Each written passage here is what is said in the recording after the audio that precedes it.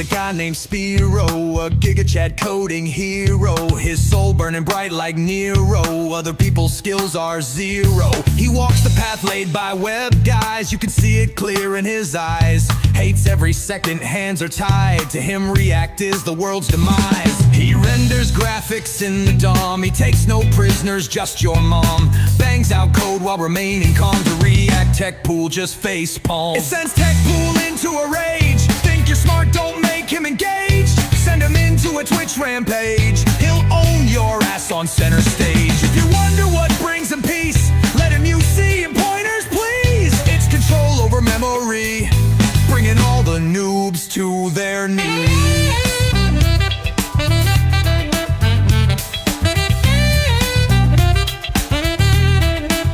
You see, every line in this song is in fact 8 syllables long, the same length you wish was your dong. Just admit, OOP is wrong. 8-bit slaps perfectly aligned, just like with your mom, don't you mind? Sit with your frameworks, bide your time. Tech Pool's coming for you full time. He renders graphics in the DOM, he takes no prisoners, just your mom. Bangs out code while remaining calm, to React Tech Pool just face palm. It sends Tech Pool into a rage. Think you're smart, don't make him engage. Send him into a Twitch rampage, he'll own your ass on center stage. If you wonder what brings him peace, let him use C and pointers please. It's control over memory, bringing all the noobs to their knees. What's up, folks? Yeah, if you ain't put it together, Spiro is Tech Pool just better. Better than you, better than me. Tech Pool's rage is a sight to see. Took a small break, but now he's back. If you don't step aside, it's whack. He'll kick your microplastic sack, turn it into a flat flapjack. He renders graphics in the DOM, he takes no prisoners, just your mom. Bangs out code while remaining calm, to React Tech Pool just face palm. It sends Tech Pool into a rage. Think you're smart, don't make him engage. Send him into a Twitch rampage, he'll own you your ass on center stage. If you wonder what brings him peace, let him use C and pointers please. It's control over memory, bringing all the noobs to their knees. It sends Tech Pool into a rage. Think you're smart, don't make him engage. Send him into a Twitch rampage, he'll own you your ass on center Hey, what's up, stage. Johnny? If you wonder what I'm just brings getting him my, peace, let him use C and pointers just getting a few please. things set It's up, control so over I know what I'm gonna be memory, doing. bringing all the noobs to Today's their been- knees. It's fine, but I'm out of sorts today. So I forget another screen. How are you doing, Johnny?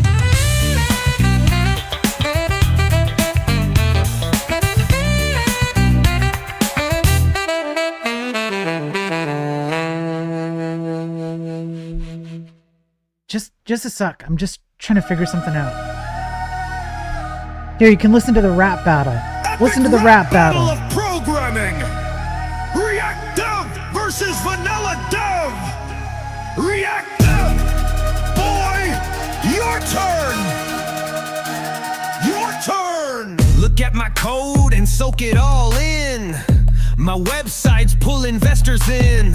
React View, solid, don't care. My abstractions pop up ads everywhere. Go ahead and try to reinvent the wheel. I'll be over here keeping my UI real. Mobile web desktop, I got it all locked. While you write vanilla, my bank account rocked. Look at you crying, can't get a job. I built it all faster, watching you sob.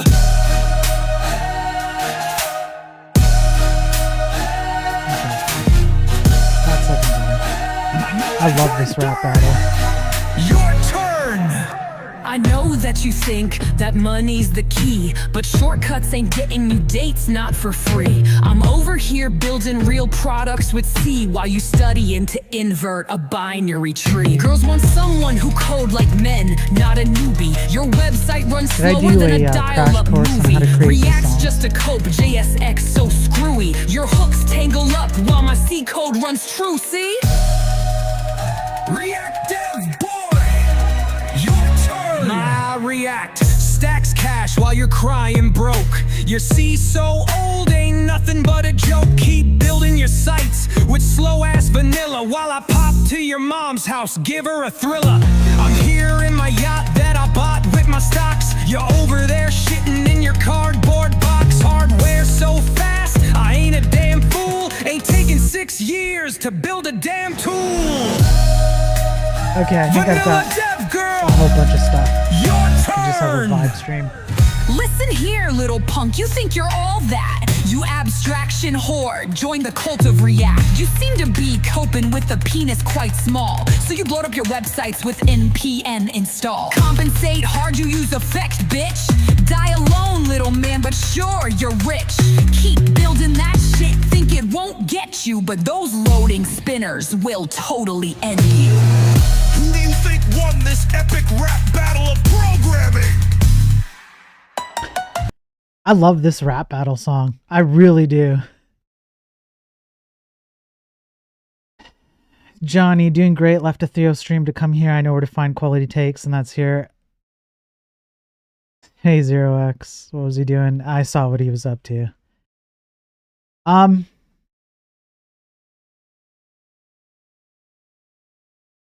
Epic versus Apple, yeah.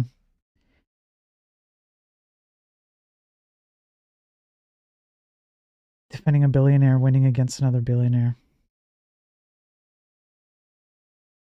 I'm just gonna start off with a bang here. I just don't give a fuck anymore. I've already been, I know, okay, I'm not gonna say too much, but I just don't give a shit anymore. Theo, real talk for a minute. Theo and people like Theo and Prime and all of them, they have good takes and they have bad takes, okay? And that includes me too, right? I'm just trying to be fair. It's just sad sometimes when you can see that they don't use logical arguments to break down whatever they're talking about. They don't deconstruct things into a logical series of premises or whatever. They go along with the entire vibe mindset. Not always, but it's becoming more and more like that for a lot more streamers. There are a few streamers who are holdouts. Travis Vroman. I don't know if Travis is here, but if Travis is here, he's a solid guy. He doesn't talk about this kind of stuff the way that Theo and Prime and Tej and I don't know, DHH and all of them do. He just focuses on the code and he does it really well. You learn a lot from watching Travis. He just sticks to the basics, right? And we need a lot more of that. Melky is another good one. He does have takes that are beyond just code. But Melky, you can see he comes from a place where like he does actually care and he's trying to do right by people. Someone like Theo will like, yeah. So someone like Theo will defend a billionaire. And do you know why? Because he's an investor himself. And him and his little group of friends are all like that. They're all investors in companies like this. They can, if you kiss the right ass and you do it the right way, you have to kiss it just right. Just kiss the right cheek in the exact right way. These are the kind of people who can get you any job you want. And so they'll defend that because that's their livelihood. However, it's not. People take that. I don't understand how. Well, I guess I kind of understand how. But people take someone like Theo. It's not necessarily like Theo himself. It's people like Theo. Theo would be one of them. And they'll take things that are like, Theo does have some good takes. Absolutely. He absolutely does. But then they'll take other things that he has terrible takes on and they will obscure it with, oh, but he has a lot of money. And so investor money is success, equals success. Well, if Theo has a bunch of money he can invest into companies, then surely his takes are my road to success or something along those lines. That's not the truth. That's not a logical argument. Plenty of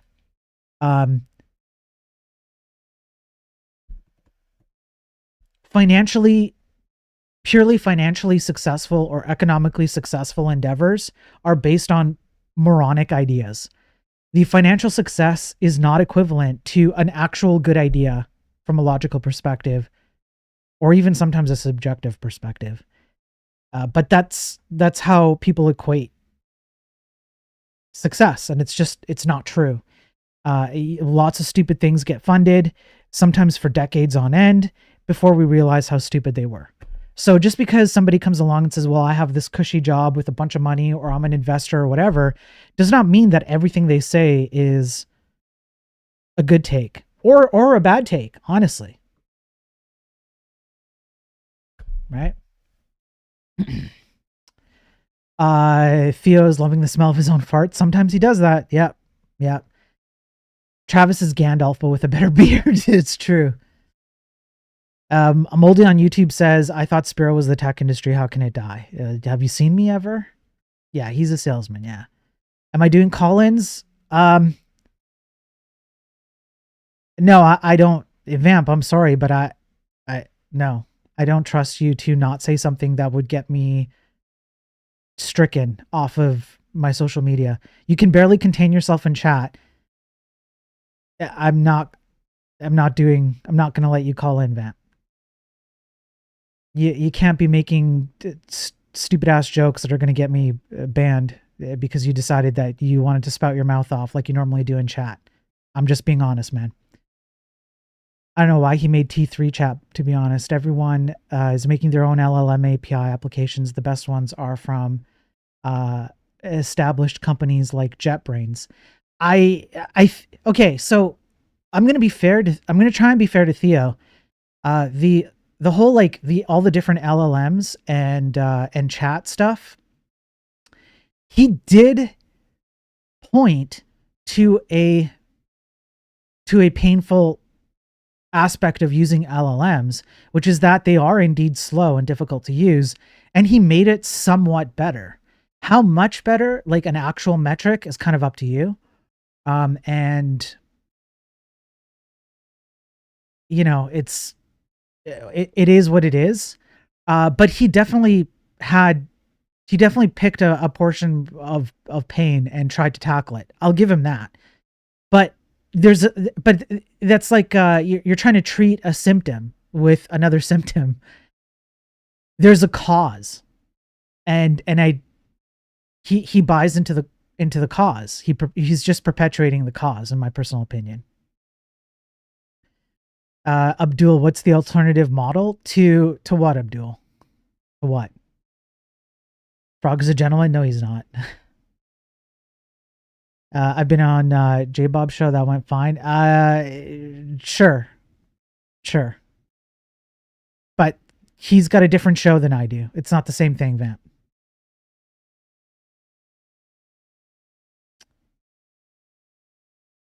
Slow comes from having millions of users, but I think defending your own product by crapping on everyone else is a bad way of doing business. The Zig leadership does the same.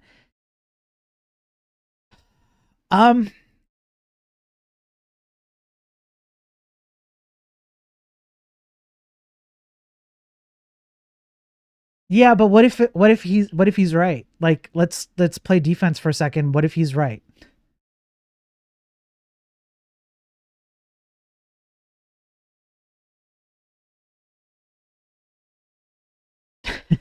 But I don't think he is. But like, what if you're actually trash talking people and you're actually right about it? I think if there are very few circumstances where that's true. I don't actually think it's trash talking everyone else that's the bad thing. I think it's the cult like zealotry behind it. Yeah, no, I am scared, Vamp, on YouTube. Yes, I am scared. I'm scared that you're going to say something stupid because you think you can just spout your mouth off like you do in chat. And it's my fucking channel. It's not yours. So no, I'm not having you on. You have not proven yourself to be someone who can say things in check. Whether I agree with you or not is a completely different story. The point is, this is my channel and I put my work into it. I'm not going to have someone on who doesn't know how to keep their shit in check at the risk of having all the different streams taken down. It's not happening, Vamp. Sorry. Yes, I'm literally saying stupid shit right now. The difference is the stupid shit I'm saying right now won't get me canceled. Yours might. If he's right, then they fix the problems and he helps them become better and larger. Yeah, yes, right? Yeah. Yeah.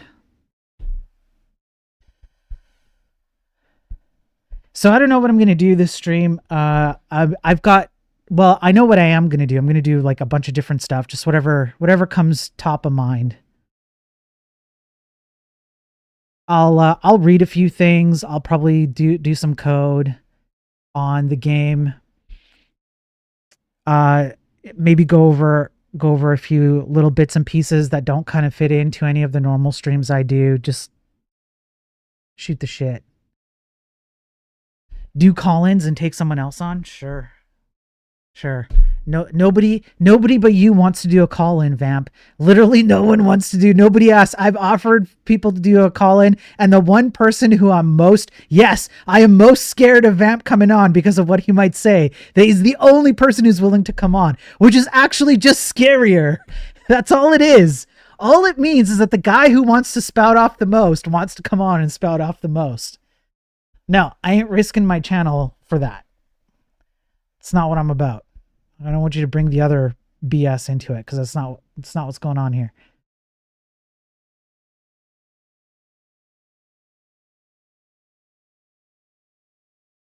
Okay, here. Let's just do something.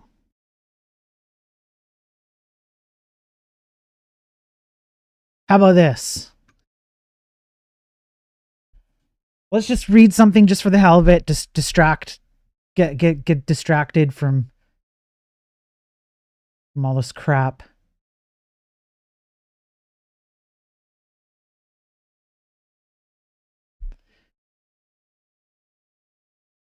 Is this the one I wanted? Yeah, this is the one. Figma's not a design tool. It's a Rube Goldberg machine for avoiding code. The absurdity of spending countless hours crafting interactive designs in a medium no one will ever use. You guys know what Figma is, right?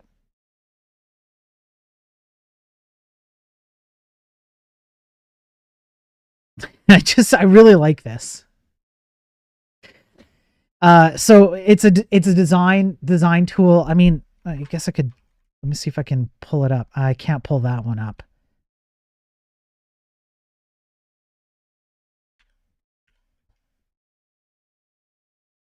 So it's a design tool. It's like this, right? It's a visual design tool. I've had to work with it in the past.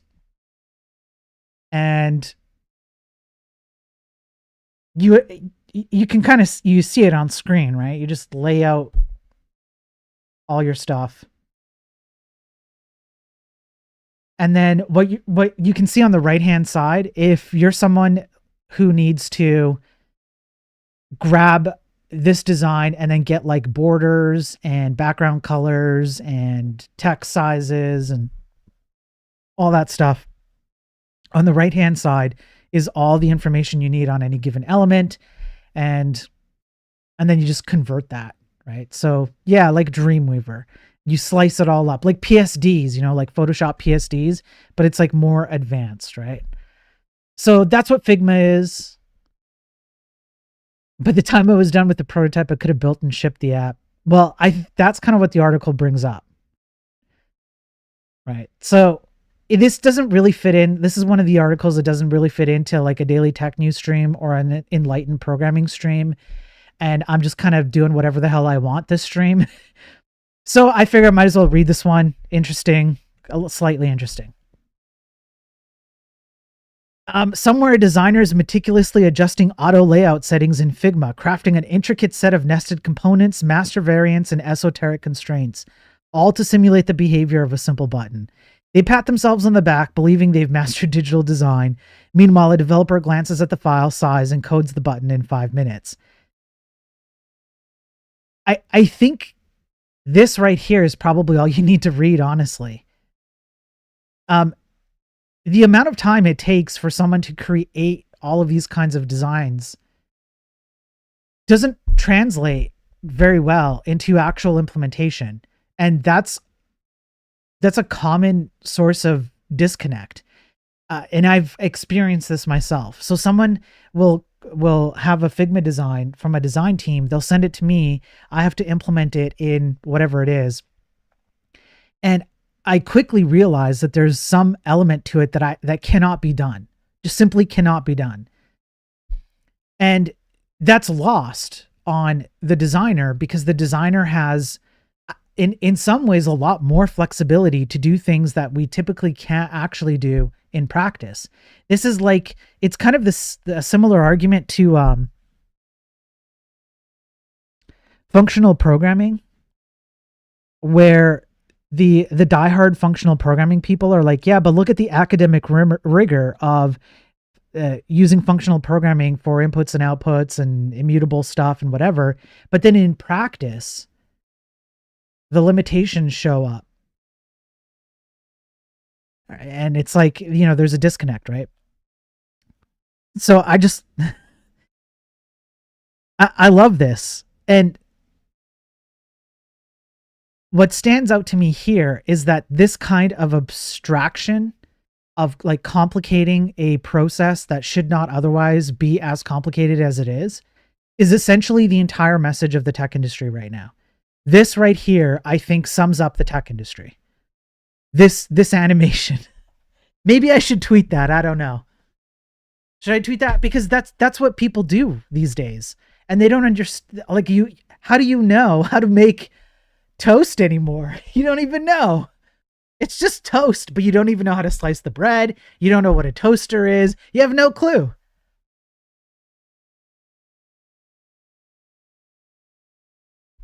So this is what Rube Goldberg machining is. You set off like a set of dominoes and it leads, one thing to another, does whatever. A funny thing happened in the design world. While other technical fields are expanding their skill sets, marketers are learning SQL and Python. Is that true? When was February 23rd, 2024? Maybe not so much anymore. Marketers have AI now. But okay. To better analyze data and automate tasks, product managers are embracing programming languages to enhance collaboration with developers.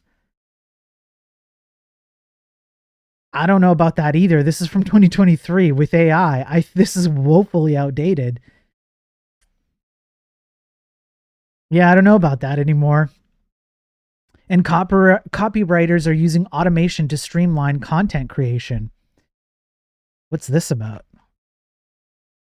AI. So it said, for sure. Some designers seem to be moving in the opposite direction. Instead of embracing even a rudimentary understanding of HTML, CSS, or JavaScript, designers have retreated into a fortress of abstraction. They tweak their Figma files endlessly, push back on any technical constraints, and then smugly hand over their perfect design, only to be baffled when development comes back with 100 questions about feasibility.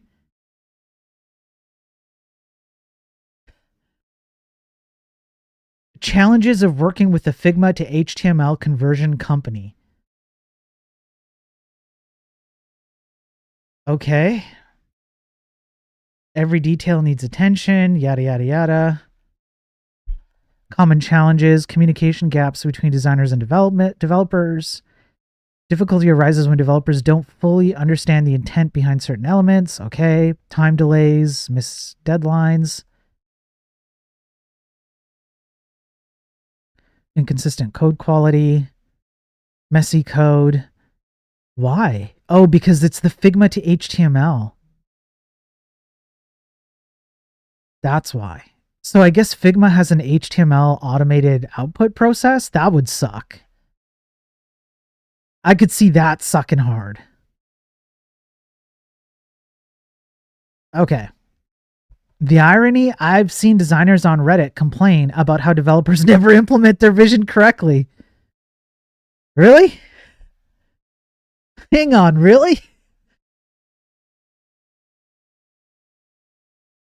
Why does the front end never look as good as the designs? Bros. The output of the front end engineering team never looks as good as the Figma designs.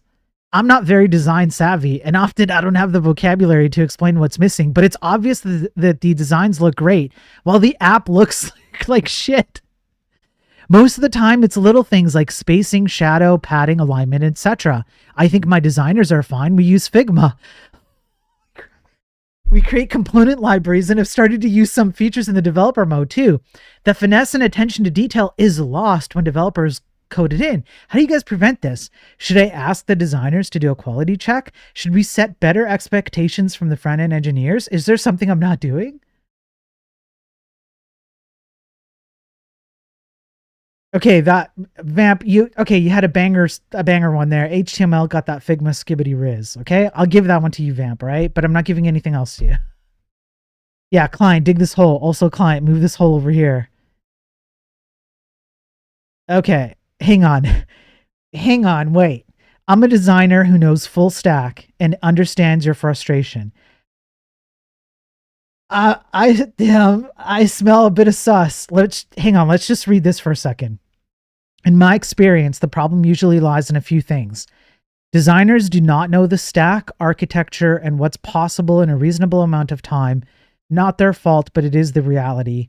Therefore, when designs are handed off, even if there were previous conversations with engineers, once build starts, engineers may have to make choices for feasibility reasons, causing discrepancy between designs and prod. Okay, so far so good. Design and production components were already different even before an initiative, and syncing both might be too much effort for no return, having designs similar to production. Okay, yeah. Okay. Like you said, devs do not have the attention to detail that designers have in the UI. Although it is 2024 and front-end engineers should have just as great of a sense of what's bad UX UI as designers. To solve this, some companies do have design reviews. The front-end engineers gather during the staging build. They give feedback. Okay. Developers think they know better and change a designer's design.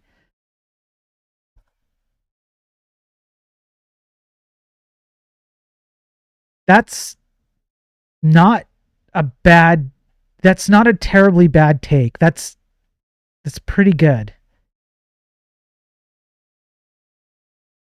I don't know. I actually don't think devs should actually know everything about UX UI. I'm not sure. I'm actually not sure. Anyways, okay, that's fine.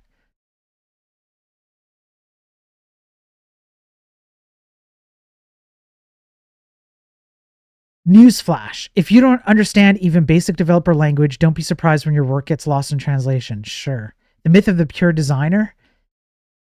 The argument against learning code often goes something like this. Designers should focus on design. That's almost what I was going to say. Learning code limits creativity. It's not our job to worry about development. Cute sentiment, but here's the problem. Design at its core has always been constrained by medium and execution. Architects don't just sketch fantasy structures and expect engineers to figure it out. Industrial designers don't just create wild, unbuildable chair concepts and assume factories will make it work. And yet digital designers somehow believe they are the exception, that they can create whatever they want in Figma and just toss it over the wall.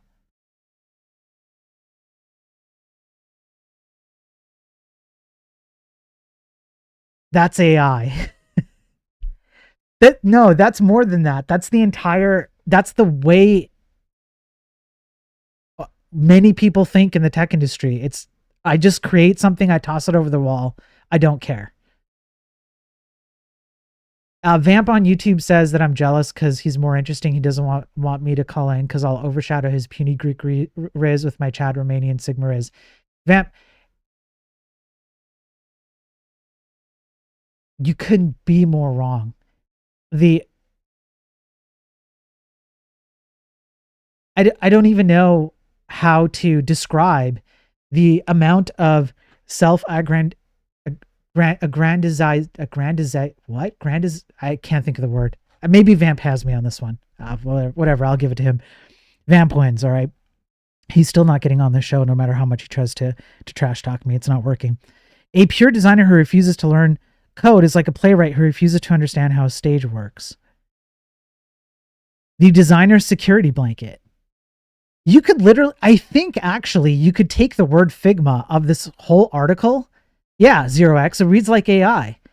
You could take Figma, the word Figma, replace it with AI. Literally do a grep replace, and you'd get the exact same article, and it would work. The industry has coddled AI engineers or like React users or whatever into thinking they can exist in a bubble of vector shapes and auto layouts, building increasingly complex system of components, design tokens, and variants, all while actively avoiding the fundamental principles of the medium they are designing for.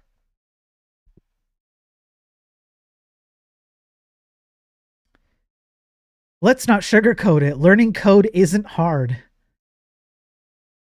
Yeah, we're talking about basic web literacy, understanding how CSS affects layout, why JavaScript controls interactivity, and how browsers actually render design.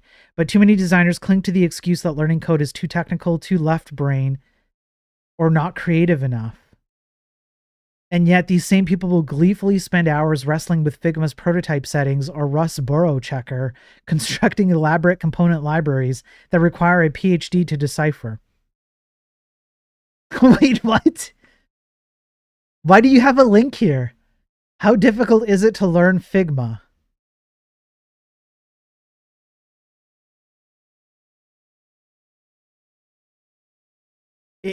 It's an actual course? I guess it's an actual course. Okay.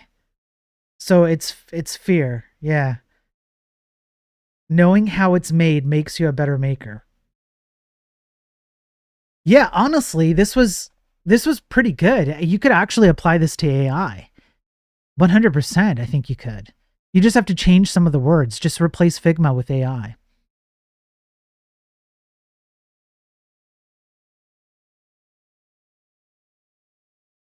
Yeah, I really like this. But yeah, I think this kind of sums up the entire industry.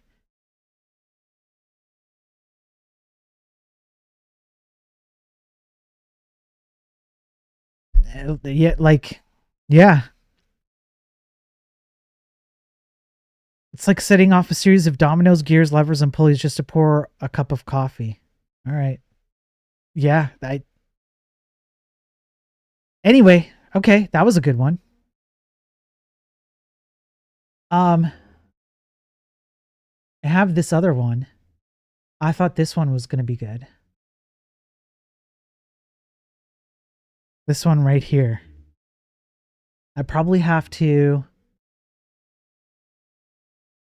desktop audio. Here we go. Hopefully this works.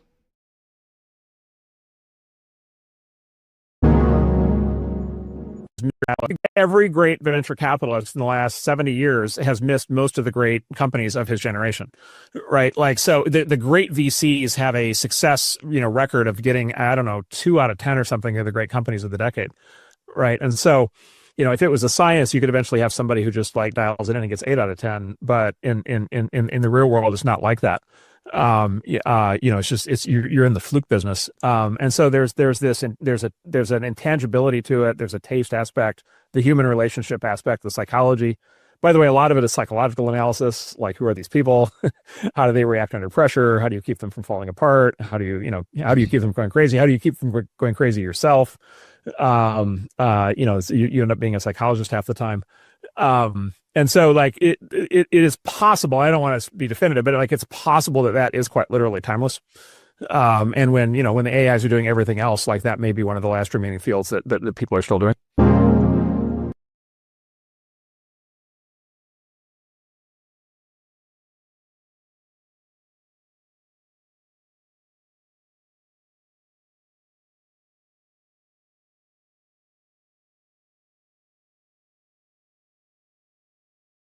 Timeless. And when the AIs are doing everything else, like that may be one of the last remaining fields that people are still doing.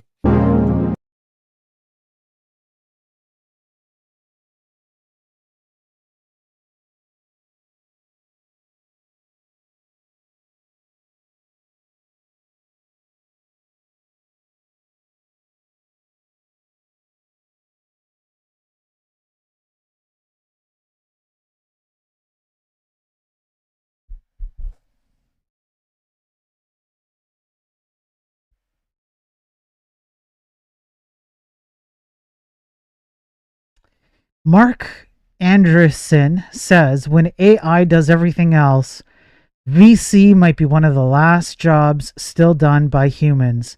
It's more art than science. There's no formula, just taste, psychology, and chaos tolerance.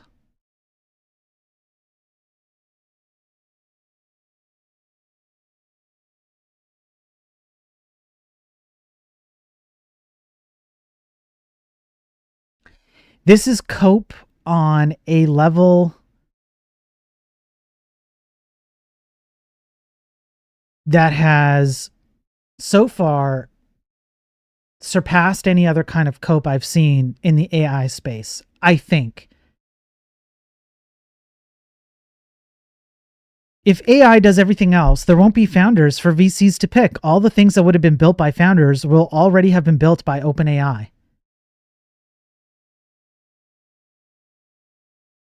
What's up, Spike? This man has not thought about anything but money for a long time.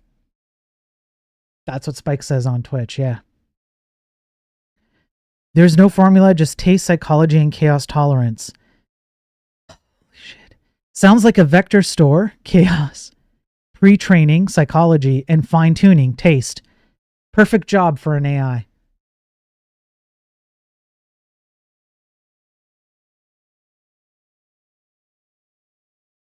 Totally makes sense. Human randomness can't be totally removed from the economy, or we will slip into a technocratic caste system very quickly. Until AI can fix the microplastic issue, it's invalid. It won't fix the microplastic issue, it will just perpetuate it. Dude has no idea how AI works. It's fundamentally a predictive technology. You give it data and it finds patterns. The whole point of deep learning is that nobody has to explicitly encode domain knowledge into the model. It picks it up from the data.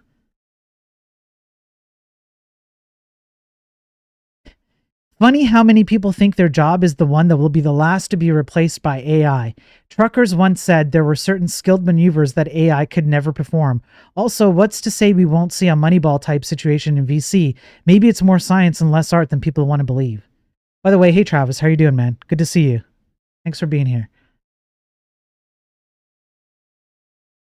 Do you guys remember low code and no code? Do you remember Web3? Do you remember NFTs? Do you remember crypto?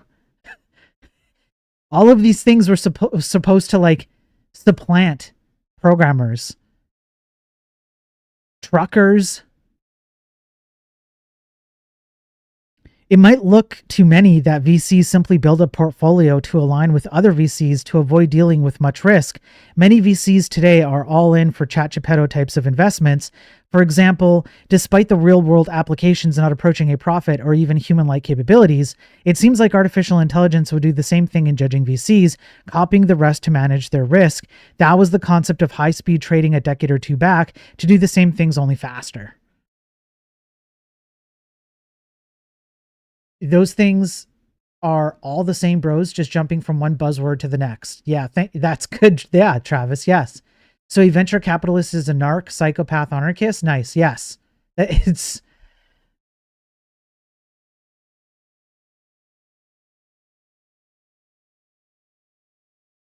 Yes, apparently, yes. This position assumes that the companies to be invested in are still being built by humans. He's over-indexing on current variables such as founder resiliency, team culture, dynamics, product. None of these assumptions hold true in a world where you're investing in companies built by AI, selling to other AI. Yeah. People will always show you the hole in the armor and their greatest vulnerability if you just let them speak. Yeah, these folks are psychopaths, yeah. He's right. AIs will not replace VCs. It will also not replace most other jobs. And most of the jobs it does replace were on the way out due to software tech advances anyways. Not taking advice from a guy with that head shape. Yeah. He was vibing. This is real. Yeah, this is like super cope. And I'm actually kind of, I like this. To ask Perplexity, the AI engine, the thoughts of that. So Mark Andreessen, right? Who is this guy? He's an American businessman. Oh, shit. I didn't know this. And former software engineer. That's worse. Oh no, that's worse. He's the co-author of Mosaic, the first widely used web browser with a graphical user interface, co-founder of Netscape, and co-founder and general partner of Silicon Valley venture capital firm Andreessen Horowitz.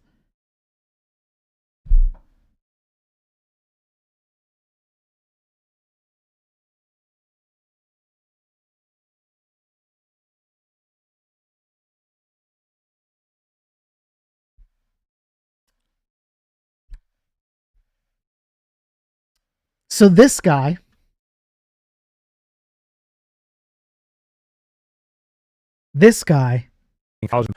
So I don't want to be definitive, but like it's possible that that is quite literally timeless. And when the AIs are doing everything else, like that may be one of the last remaining fields that people are still doing.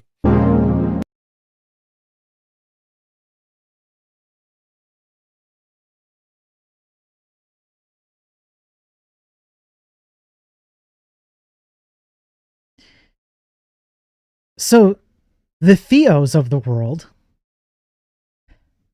are so out of touch with reality that they just perpetuate this crap. They invest and perpetuate this crap. They use their influence to just continue to push it.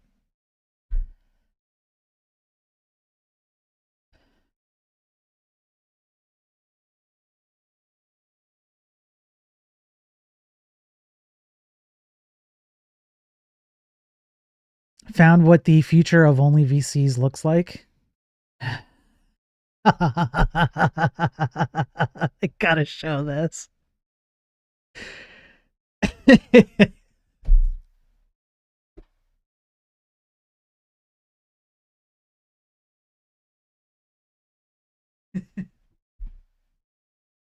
Hang on. Hang on. Hang on. No, we have to do this right.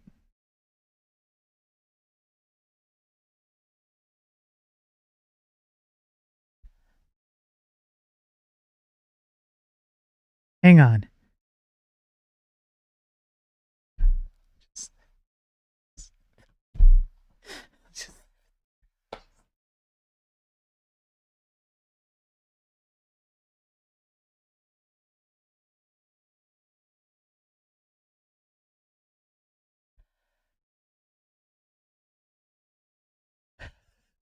Just one more time. And so like it is possible. I don't want to be definitive, but like it's possible that that is quite literally timeless. And when the AIs are doing everything else, like that may be one of the last remaining fields that people are still doing.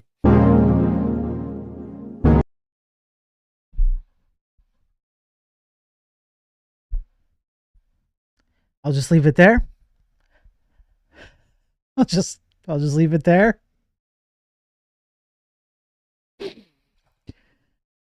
Okay. What else do I have? Here's a short one. Here's a short one. Why I won't be vibe coding anymore. I'm breaking up with vibe coding. Here's why. When I first started learning to code, I built apps, websites that would be considered poor in the traditional sense. It also took me an embarrassing amount, there's a typo here, amount of time to figure out basic stuff. It was frustratingly difficult. The finished product wasn't even polished, but at least I built it. I wasn't begging an AI agent to fix my bugs. No matter how poor, the code had my blood, sweat, and tears in it. No one could take that away from me. As I was lying in bed on a sleepless night, I realized I hadn't learned a new concept in weeks. I had built a few useful apps with AI, but a nagging question kept me awake. What was the point of it all if I didn't learn a thing? That's when it struck me. Coding isn't about the finished product. It's a lot like writing. It's about the process. It's about how you approach a problem. It's critical thinking. And I don't think I'm ready to let AI take these away from me. I'm going back to writing shitty code slowly and deliberately. Just a reminder about vibe coding. This one's a banger from Travis. When it comes to vibe coding, all I can think is VIBE, violently improvised, barely engineered.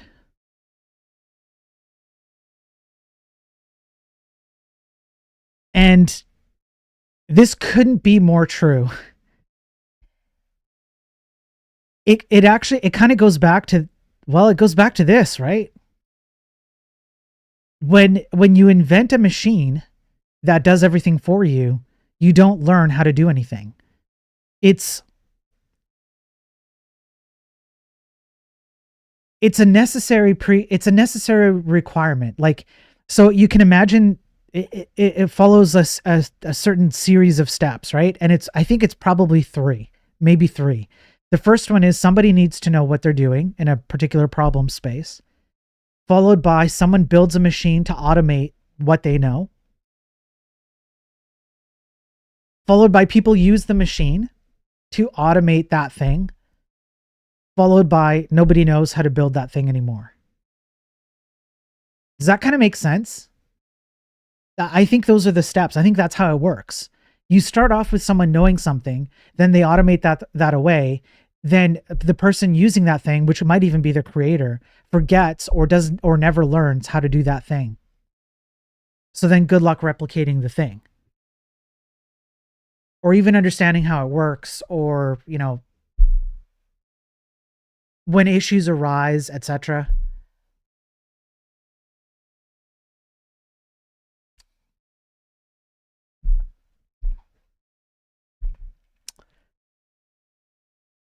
Okay, hang on. Let's see. What else do I have? That's a really good one, by the way, Travis.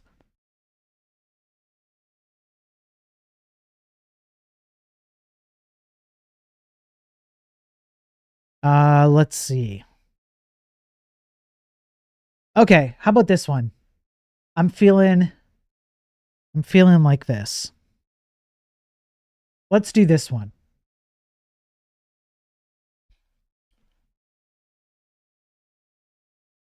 I think an exception to that is the borrow checker. It doesn't automate very much and forces you to learn. Hang on. Let me ask this question actually. Doesn't the borrow checker, hey, what's up, Frozen? Does not the borrow checker limit you from being able to create certain types of programs because you have to work around the borrow checker? Isn't that true? Is that not like a thing where there are certain scenarios where you cannot code particular logic flows? And am I getting that wrong? Somebody help me out here, because I've only briefly kind of like cursory read. Maybe I should pull up a Rust article too, just to kind of go over some of the arguments that I've read against Rust and for Rust. Yeah, I should do that too. I have them here somewhere.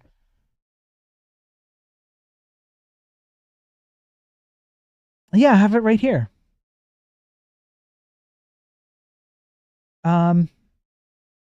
There's this one, and there's this one.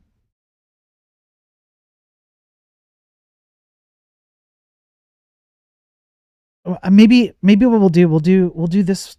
I don't know.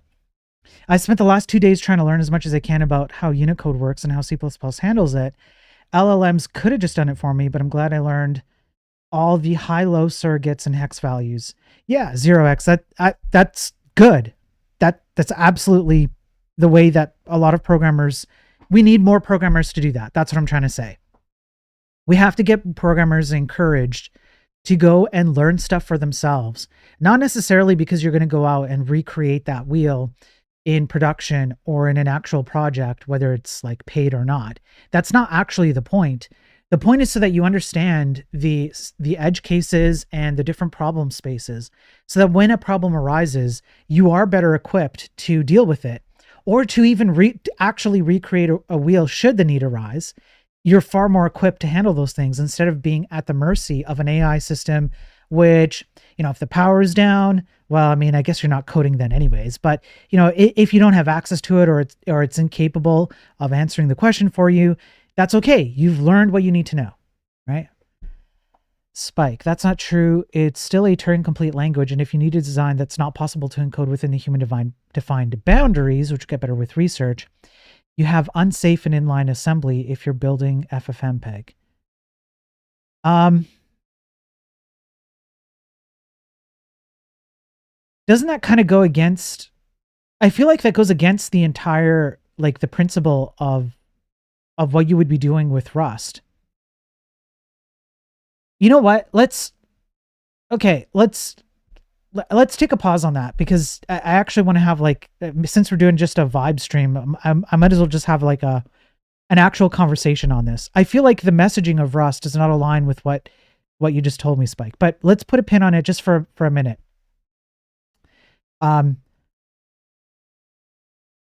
Maybe okay. So I'll read this article, and then I'll go into the 2 Rust articles that I've been meaning to read more in depth, and maybe we can have like a proper conversation about it. Memory management is too hard for you. Programming lies. Okay. Now, Dylan has some pretty good articles, so I haven't read this in full. Might as well read it now. If you hang around in the online spaces where programmers congregate for even a short time, you will hear a particular sentiment about manual memory management echoed by most. That is, manual memory management is too difficult for mere mortals, it's too error-prone, and even the graybeards get it wrong. That's usually what I hear, particularly from people who like Rust. There are multi-decade projects built specifically to obscure the memory from the programmer. Most commonly used programming languages use garbage collection rather than allow the programmer direct control of memory allocations. It's understandable that the first instinct is to disallow certain actions, similar to how, when there are small children in the house, you would lock away the knives and cover the power points. Cover the PowerPoint? Oh, the plugs. Okay, the electrical sockets. However, unlike with children, programmers are told not to grow and learn to take their own risks. They are kept wrapped in bubble wrap, unable to hurt themselves, severely limiting their movement and R-ing their development. Because TOS. The teaching problem. When learning about data structures such as linked lists, you are probably taught to allocate and free using malloc and free directly. Whether learning from a textbook or online, the examples commonly found are something akin to this. Okay, so you have a node pointer. You push a linked list into it with some data. You create a new node. You malloc it. There's your data. Then you point to the next. That's your head. And then you return the new node. Okay. Malloc is seen as a mystical operation that provides memory when either the stack won't suffice or control over the memory's lifetime is required. Depending on the path you have taken on your programming journey, this may be the extent of your understanding. As with all things, there are trade-offs to this way of teaching. On the one hand, it's easier to teach about the data structure itself without delving into the intricacies of how malloc works or considering alternative memory allocation methods. On the other hand, linked lists are often criticized as slow and fragmented because proper memory allocation wasn't utilized from the start. Ironically, malloc free's internal implementation uses a linked list to denote free blocks of memory. I'm going to be honest, I actually didn't know that. I actually did not know that. I legitimately did not know that. It's a free list. Huh. It's a free list. Yeah, it's easy. Yeah, it sounds like it, carrying it forward. Due to the aforementioned learning process, many programmers reach for malloc early and often. This leads to bugs as the lifetimes of data are ignored or thought of in fragmented ways. Human error is a reasonable assumption when creating complex systems. As a result, manual memory management is blamed rather than the lack of any process that would mitigate the bugs. Enter garbage collection, smart pointers, reference counting, etc., all designed to prevent programmers shooting themselves in the foot, and all with overhead that means more CPU cycles used, which means more money spent and more electricity wasted. Garbage collection. The 2 reasons most often given for using a garbage collected language are program safety and programmer productivity. One of these claims is false, and the other one is hard to quantify and also probably false. Program safety and programmer productivity. Okay. Program safety. One commonly cited program safety issue that arises with manual memory management is dangling pointers. They are pointers that no longer point to valid memory blocks.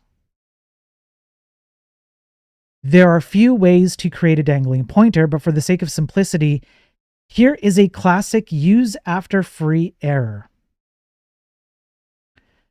Vamp says, I've implemented my own allocator for a DOS emulator. Yeah, I could see that. Yeah, I could see that, Vamp. Can garbage collection just collect itself? Because it is garbage to be collected. Yeah. So you have a function main. You have an integer pointer, which you have allocated a memory size of int. Your pointer now has the value 69. Sweet. And then you free it. And then you update the pointer value to 420. Sweet. But you're now accessing memory that has been deallocated. The thing that makes this type of bug so insidious is that it's not a compile error, it's undefined behavior, and that means it's up to the compiler implementation to decide what happens. You will only get a warning if you have the correct warning level turned on for your C compiler. In this case, using GCC 12.1, the program works as expected, though it's not guaranteed to do so. You may be wondering why I'm explaining dangling pointers, their insidiousness, and then still recommending manual memory management. It's because garbage collection languages have exactly the same problems, just inversed. Okay. In a garbage collected language, rather than having a dangling pointer, you can easily create a memory leak using the very tool that is meant to replace malloc and make it safe new.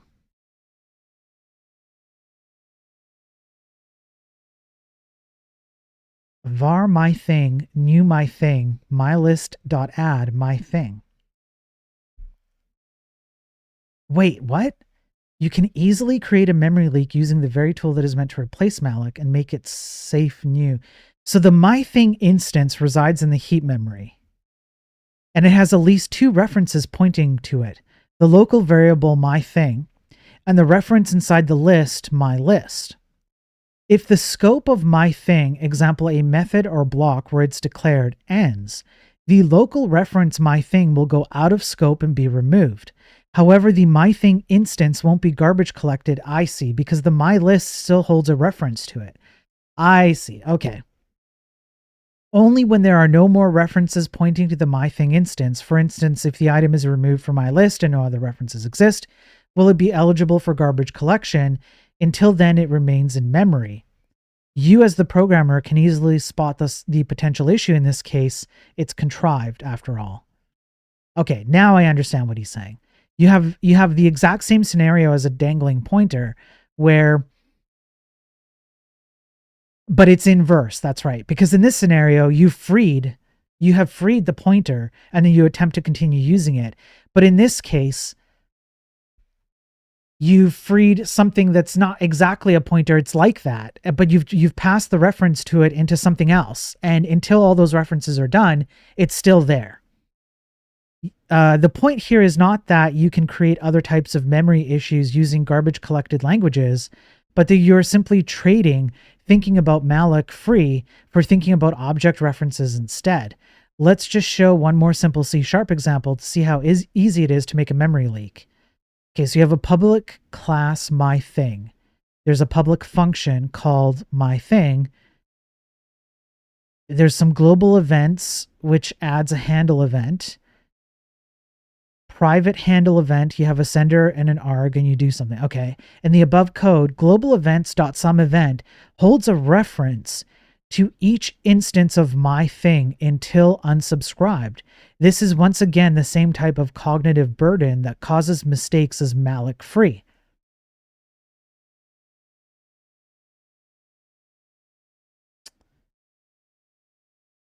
Yeah, okay, I can see this. Programmer productivity. Programmer productivity seems to be almost impossible to quantify properly. Yes, yeah, I think it is impossible. You can't quantify. We have no mechanism to quantify programmer productivity. Is it lines of code? Is it PRs? Is it Jira tickets done? Is it number of bugs produced or squashed? Is it some kind of performance metric in terms of like the actual time factor between a function starting and a function finishing? Like what is programmer productivity? And there he says it. It's certainly not X lines of code written in Y time, commit frequency, or test coverage. Perhaps something like frequency of difficult problems solved with robust solutions. But even then, how do we score different problems? Right. Rather than trying to quantify what makes programmers productive, we can simply compare garbage collection versus manual memory mental overhead and call site code requirements. As stated above, the garbage collection promise of not having to worry about memory is not true in practice. The programmer must still consider object lifetimes and keep track of object references. If the argument is that manual memory allocation takes more lines of code, that may be true in the naive case where each allocation has a free, but the argument falls apart once custom memory allocators are involved. The solution: memory allocators. They allow programmers to group together object lifetimes and think about them much more easily than the usual malloc free or new. Rather than tracking individual object lifetimes in your head, you can decide which one of your memory allocators you'd like to use up front and then not have to worry about it. This is the panacea to the fragmented way of thinking we have been discussing thus far. Okay. So instead of having a var my thing inside of a block, like a function block, and then you have to kind of keep track of when you referenced it, where did you reference it, does it live beyond this function or beyond this block of code, when will it get released, things like that. You just set up a memory allocator that has a particular lifetime, could be short, medium, long, or whatever you want it to be with different sizes. And you just dump stuff into that, and then you end the memory life cycle at its appropriate time. You just know that those things are going to get released probably regardless of the state they're in, I would imagine. So even, I suppose you could run into an issue maybe where you put something in the wrong allocator and it gets released before you want it to be released, perhaps. I suppose I could see that, but then you just dump it into a different allocator, I suppose. It also depends. Does your employer value robust solutions, or are they okay with perpetual rewrites, or do they expect AI to pick up and fix your shit in 2 years? I mean, yeah, that plays into it, sure, but that's also still not like a quantifiable metric, if that's what you're talking about, Spike.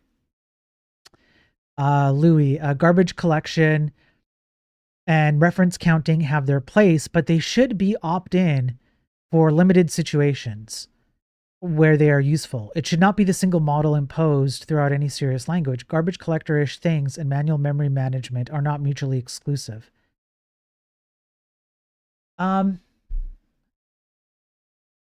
Grouping together allocations simplifies the program, reduces cognitive burden of thinking of the program's memory.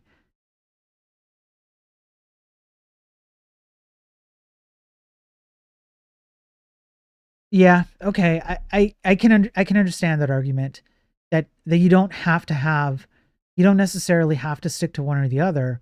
I suppose the premise of let me just highlight where I was and then figure out the scroll here. I suppose the premise of this article is that memory management beyond garbage collector is not a daunting, impossible task, right? So maybe the case being made here is not, because I haven't read it all, it's not that like you shouldn't garbage collect. It's that being told that garbage collection is the only way to, or the primary way to deal with memory is not true. And manually managing memory yourself it's not that hard. The Arena Allocator is an extremely simple and powerful tool to have in your arsenal. The way it works is memory is allocated sequentially and must be freed all at once. Yeah, I'm using this on the game a little bit. Yes, I am. So you have an arena memory of 4096 bytes. You allocate 1024, and so this is where you're at. That's what you have left over. Then you have another chunk of 2048, and so there's the next chunk of the arena. And then you still have some space left over, and then when you free all, it just dumps the whole thing. Yeah. The implementation of an arena allocator can be as simple as you have a current position, you have a size, you malloc the arena size. Yep, you run arena allocation of size bytes. If the current position plus bytes is less than or equal to the arena size, go ahead and fill it up. Otherwise, you return empty space, and then you free it, and your current position is 0, and you just overwrite it. I suppose you could do, you could dump the memory at this point too, right? You don't just have to start at the beginning. I guess this is a little bit misleading because technically, if your current position is over here and you allocate, say, instead of 1024, you allocate like 256, the rest of the memory would still be intact in this code, I think. Maybe not. Maybe if you alloc again. Anyways, this implementation will not do for any serious use cases, but the concept remains the same. Spike, productivity is a feeling. Either yours or your jailer's. Can't get along with a jailer if you don't get good feels about the same things.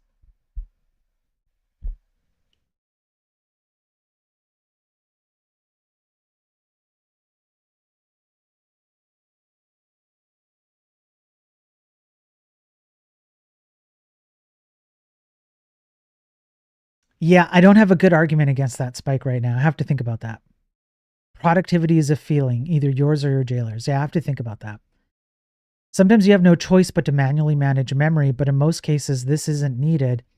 I think most people who are hating on memory management are really Trojan horsing it as a way to attack languages like C and C++, because they will be quick to recommend Rust, which makes the state of memory management much more complex.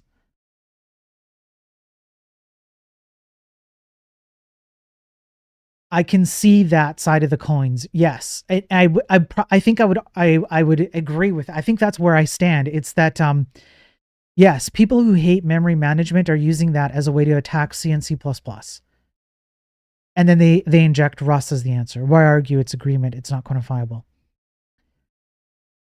Yeah. So yeah, Spike. I know what you're saying. I guess there's a part of me in the back of my brain which is saying that that productivity might be quantifiable, but for the time being, yeah, I don't know what that quantifiable mechanism would be.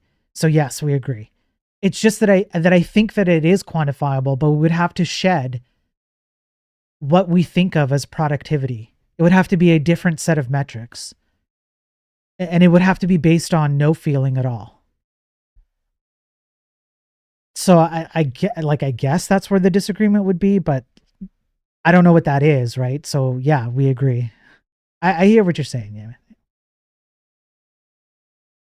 With this one simple tool, the programmer is enabled to allocate a variety of objects with entirely different types and sizes, but the same lifetime. This is much more akin to how we actually use memory in the first place. During the initialization phase of your program, you can allocate permanent resources using your permanent arena allocator that you never have to free or worry about.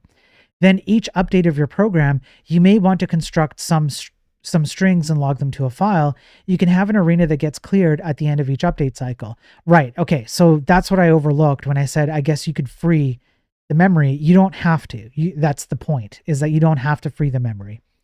The lifetimes of your objects are now dependent on the memory allocator you decide to use, and the burden of keeping individual lifetimes in the programmer's head is lifted. Memory allocation techniques are often covered in advanced C, C++ systems, or OS programming materials, so many programmers are unfamiliar with them. I believe that if this concept was taught much earlier in the programming journey, it would lead to better quality software and less confusion about how memory works.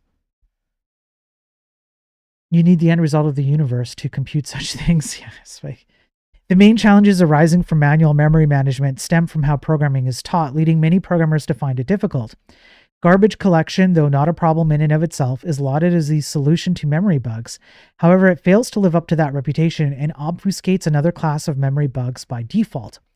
Custom memory allocators can be simple to implement, easy to understand, and have no hidden functionality.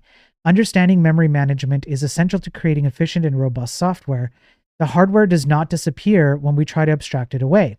Knowing just a little bit more about how the hardware works can save CPU cycles, reducing costs and conserving energy. I recommend you look into custom memory allocators. New system languages like Zig and Odin have incorporated memory allocators as core features. Golang recently added an arena allocator that works in tandem with its garbage collection.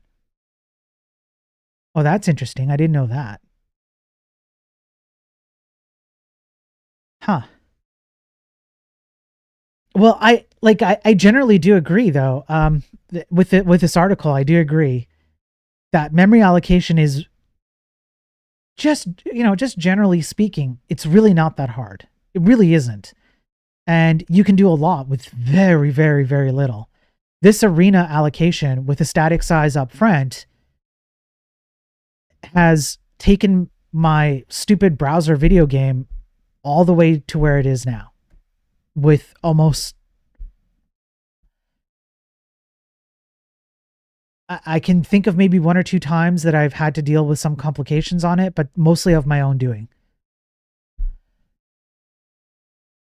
I have what I call a linear allocator in my engine, which simply moves a pointer forward in a block of memory every time you allocate from it. I use this as a per frame allocator for allocations that must happen in the context of a single frame. At the end of the frame, I reset that pointer to 0. It's lightning fast.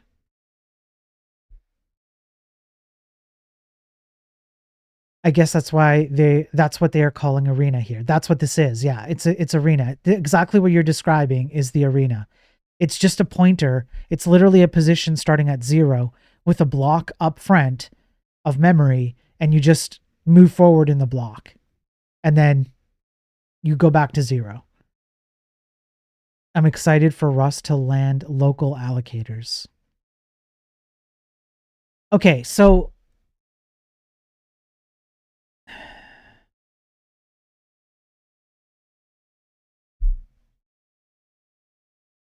does using Rust really make your software safer?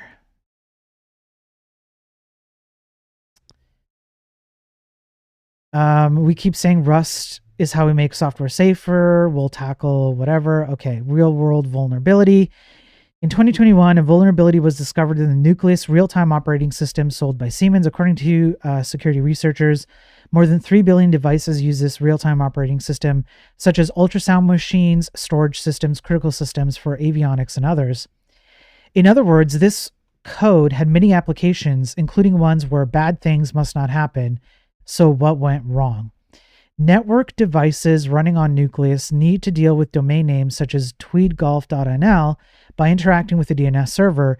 The vulnerable part in Nucleus that read the responses sent by a DNS server worked fine in the happy path scenario. Real responses containing correct information were processed correctly. Rust attempts to solve the memory management problem from an object-oriented individual allocation perspective, but that's wrong. By thinking in terms of large groups of allocations, the problem becomes much simpler. I don't know if that's true because I've stayed away from Rust. So this is kind of why I'm reading these articles, because I am a bit ignorant. But if that is true, which Louis, like I know you, I know your your background and your posts and stuff on X, I can see that being true, and then I would agree with you 100%. That is actually wrong. Dealing with memory at an object or individual level is actually the wrong way to do it. Dealing with it in groups is the proper way to do it, because groups can share the same allocation life cycle. And it is easier to think about it. Yeah, it's easier to think about fewer lifetimes. That's right. And you can manipulate the groups of allocations so that you can have a number of objects or individuals that belong to a group that match a particular life cycle of an allocation. so that all the individuals in that group benefit from it the same way. And maybe there are some groups that live a little longer than they should. Maybe there are even groups that live a little shorter than they should, but then you just bump them up to a bigger life cycle, to an allocation that has a bigger life cycle. I don't think having an allocation per individual or per object is the correct answer at all. I think that's actually worse. Some of the key members from the C++ committee had a talk on the point of how safe Rust really is as a way to determine how safe C++ needs to be. And it was interesting hearing their points because they don't view Rust as a threat. And they basically said safe is super subjective because memory safety alone doesn't make something safe. Yes. Correct. What are you defining as safe? Right. It's possible to craft phony DNS responses containing intentional mistakes. Malicious hackers could use this to trick Nucleus into writing to memory locations that it really shouldn't, with massive consequences. Simply by overwriting a few sensitive bits, the attacker could get a device to crash. And remember that any program code itself is also stored somewhere in memory. So a more clever attacker could even try to reprogram a device running Nucleus to do whatever they want. Now, don't worry, Nucleus has been patched, so we can all sleep safe and sound again. Except lightning didn't just strike Nucleus. 4 other networking libraries were also found to contain several similar problems. Collectively, these vulnerabilities were christened NameWreck. We were informed about this case by our friends from security consultancy firm Midnight Blue. The question they posed us, can you show how Rust would prevent this? They had many more points, but they went into some low-level stuff or things that went over my head. I'm telling you, there's some smart people out there, and we're not using them correctly. This blog will answer that question. In the first half, we'll provide a high-level answer that does not go into much technical detail.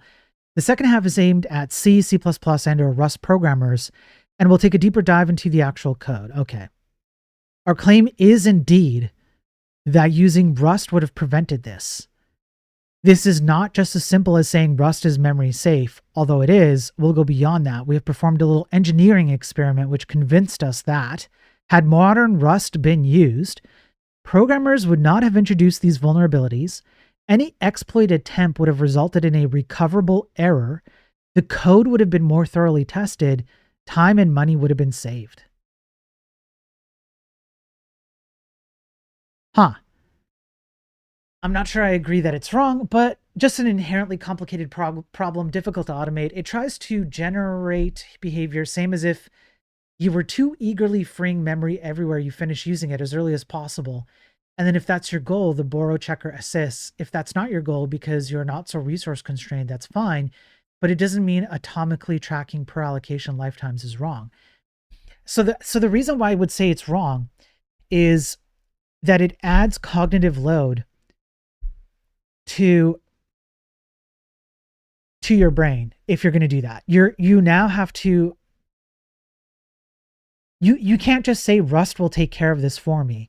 You still have to track when you think Rust will eliminate those individual spots of memory. The other reason why I think it's wrong is because it comes at a cost of like compile time complexity. When you compile and when you run, something has to keep track of all those individual processes. That adds to, it adds to a decrease in performance. It's kind of a false negative way to say that statement, but you're going to necessarily have something that adds additional tracking, which means that you're going to take some kind of performance hit to have all these things individually tracked and release at the appropriate times. I don't know. I feel like that would be wrong by default. Maybe it's not wrong in all cases. There are probably, well, yeah, I can think of some cases where you'd actually want to do that. But I would say as a default mechanism, I would say that's wrong.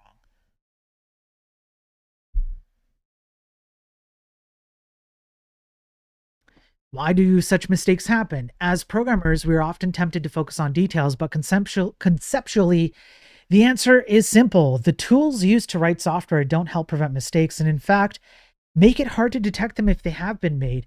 External input is implicitly trusted instead of being explicitly validated. It's easy to point fingers and say, ha, those silly C programmers and their buffer overflows. But let's not judge too harshly. Some of this code was written in greener days before security was in the collective consciousness. Why on earth would a DNS server send botched messages? And when Nucleus was first built in 1993, well, was there even a realistic alternative to C for writing a real-time operating system? Okay. How does Rust help in practice? Rust is a memory-safe language. This means that under most circumstances, it is guaranteed that a program written in Rust will not read from or modify memory that is not supposed to access.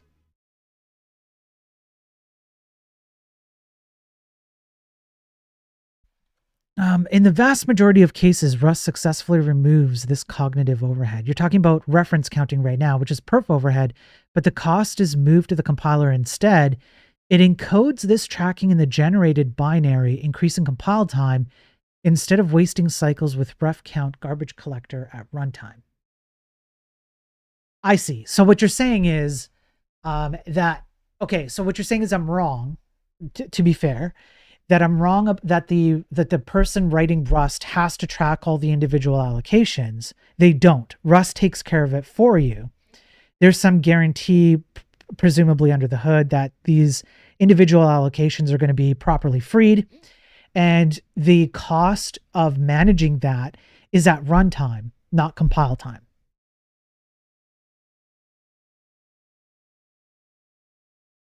For decoding RFC 1035 encoded domain names, we hypothesize that, besides automatically giving memory safety, Rust would have two additional advantages. It is a more expressive algorithmic language, which means that an idiomatic Rust solution will contain fewer issues requiring special care than an idiomatic C solution. It's very easy to write unit tests and fuzz tests, which will encourage programmers to more critically examine their code. The cost of managing memory is at compile time with Rust in most cases. You may opt otherwise.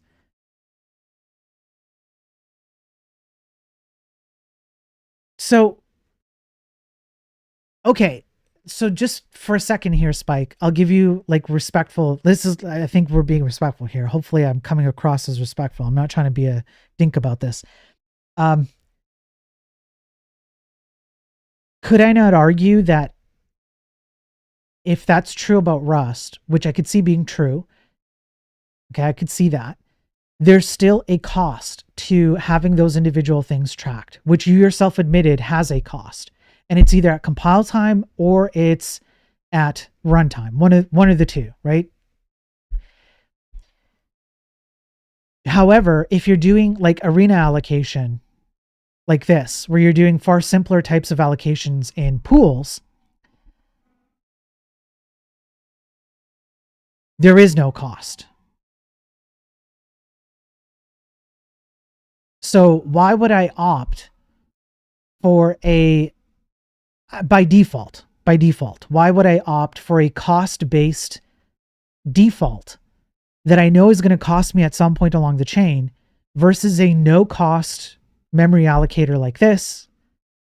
And if I choose to do individual tracking of particular like memory scopes, I can either do that in Rust or I can implement that relatively easily myself in C. Louis responds. The OS allocates memory in terms of pages, so like 64K bit pages. When your language frees an object, that memory is still committed. That's not useful unless you're going to reuse it. Also, any non-moving allocator is subject to fragmentation, inefficient memory usage. These language level abstractions just hide how memory actually works, and that can get in the way of an actually optimal design. Development time too, yeah. Arenas and free lists get you a long way. Yeah. Okay, so I hadn't thought about that, but yes, yeah, Louis, you're right. If you're going to have memory thrashing, then fragmentation can happen. And you're also going to have stuff that's committed as a block of memory that doesn't actually get released properly. And when you're doing it at an individual level, well, you could end up having, so yeah, I can see the point here. You could end up having Rust have a whole bunch of individual memory allocators for individual things, releasing a bunch of them, but they don't actually get released, and then they just hang out in allocated space and they never get used again. And I could see that. Yes. I don't know if that's what actually happens because I am ignorant on Rust, like I said. So I have to rely on others who actually understand Rust. That's kind of why I'm reading this right now, because I keep trashing Rust without really reading much about it. I thought that Rust reuses its freed memory. I'm not sure, right? That's what I'm saying. If it doesn't, that's a problem, right? That is definitely a problem if it doesn't. Because then it's really no different than what you would do in C anyways. You just allocate a bunch of memory, you'd free it, but it wouldn't actually get freed. What have you really saved? If that's true, I don't know if it is. Somebody look that up. I'm counting on chat. I'm going to keep reading this article, okay? Okay, we decided to test our hypothesis using ourselves as guinea pigs. First, we wrote a description of our saved DNS messages, presented this to several colleagues as a programming exercise with the instructions to spend 3 or 4 hours on it. Okay.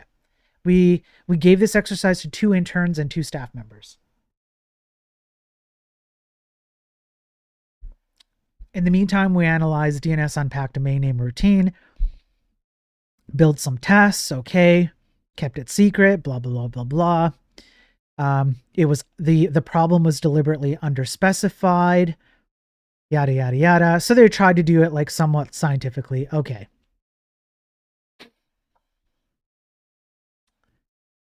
It's just the allocator's bookkeeping. When something is freed, the allocator knows it can use that address space for a new future allocation. Right. But I don't know if Rust actually...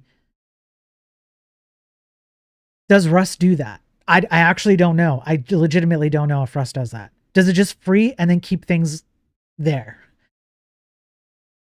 Our stress test contains 6 happy path tests that NucleusNet passes and 12 negative tests that would cause a crash, erroneous result, or trigger an exploitable condition. Without going into details, the table below tallies the results for all tests, compares them to the code from NucleusNet. Green mark passes, orange means normal, red means more ominous, whatever, like a runtime abort, such as a panic in Rust, getting stuck in an infinite loop, or writing to memory locations that should not be written to. In short, red means exploitable. So this is NucleusNet with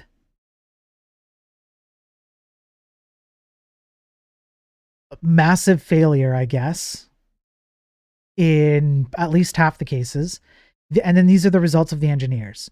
All engineers used fuzzing to test for panic safety, and as a result, no Rust implementation has a red mark.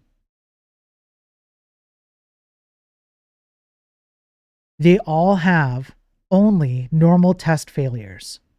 Simple bugs, but not enough to lead to an exploit. The 7th stress test made NucleusNet enter an infinite loop, enough by itself to cause a denial of service. Without being told everyone caught this, 3 engineers found it through fuzz testing. Most observed remaining simple bugs were subtle violations of the spec, such as ignoring a length limit. The 6th stress test was rather pedantic. It checks a DNS decoder, rejects an otherwise reasonable decoding based on a strict interpretation of the word prior in the RFC. Okay. I find it hard to believe that all of the effort put into the borrow checker is wasted because tracking tiny things is useless. Surely the academics were aware of paging.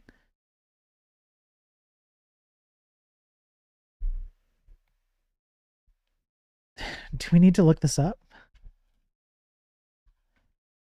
Does Rust free? I expect Rust uses just any old allocator of the same kind as used by C's malloc. Of course, it will attempt to reuse memory and free where it can, but in some degenerate cases, you may run into fragmentation issues. Hang on. Rust memory fragmentation issues. Is this even a thing? Hang on. Rust, well, okay, this is Google AI. Take this with a grain of salt, okay? It can still experience heap fragmentation, especially in applications that heavily allocate and deallocate small objects. This fragmentation occurs when free memory blocks become scattered and unusable for new allocations. Rust's default allocator, often glibc's malloc, can struggle with high concurrency and the efficient reuse of small free chunks. I suppose this would be why this would be something that an arena allocator would avoid, because you'd group these. Isn't the allocator at the OS level? Yeah, but that would kind of be, I guess that's kind of the argument, is that you're not really avoiding how it works under the hood just because you're using Rust versus C. Like, you don't really get to escape how these things are operating. That's what Vamp was asking on YouTube. It's a universal problem for any allocator of individual objects. Yeah, that's exactly. So there you go. So Vamp on YouTube that's what I was repeating. Isn't the allocator at the OS level? So Vamp is that's the point Vamp is making, is like, how do you avoid having to use the allocator underneath the hood, whether it's Rust or C or C++ or whatever it is? And if Rust is doing individual allocations, then yes, you're going to have thrashing, because you have many moving parts in memory, which can all be spread out in a variety of sparse, disparate ways. And then when it comes time to deal with them, then they become fragmented, and now you have issues. But to be fair, it's the same problem with C, but it's the issue is that Rust kind of messages itself as an escape from that problem, but it's not really an escape from that problem. It's just an obfuscation of that problem.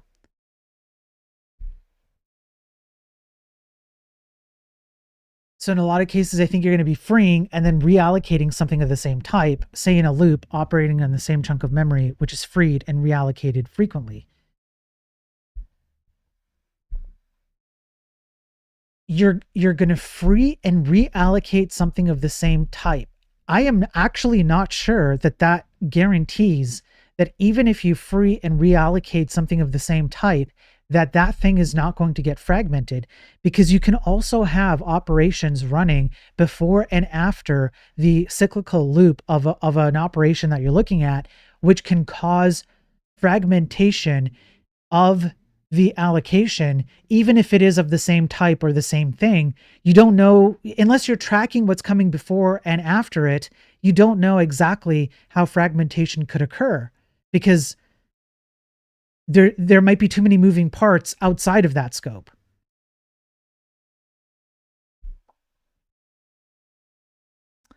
Rust is less likely to have vulnerabilities. Indeed, no engineer introduced an arbitrary code execution vulnerability. Nobody felt the need to use unsafe Rust. Any exploit attempt would have resulted in a recoverable error. All the solutions were panic safe. They would never cause an abnormal termination of the software. Rust code is more thoroughly tested. All engineers wrote unit tests and fuzzed their code within the allotted time. Several engineers discovered a critical error this way. Using Rust saves time and money. All these solutions were developed quickly. We've also taken a stab at a proper C implementation by an experienced C programmer, and even armed with the knowledge we gained through this experiment, it still took at least 3 times the amount of time to get a secure version. This is not to mention, of course, the amount of money wasted patching a vulnerability 20 years down the road, or the potential economic and or social costs that might have resulted if these vulnerabilities have been actively exploited.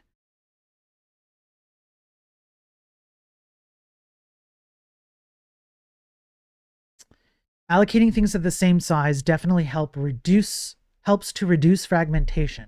But if you free every second object and not reuse it, then you're wasting 50% of the memory, for example. I would expect that for most programs, this evens out. Right. Okay. But even if it evens out, Spike, even if it evens out, there's still a cost to doing it the Rust way.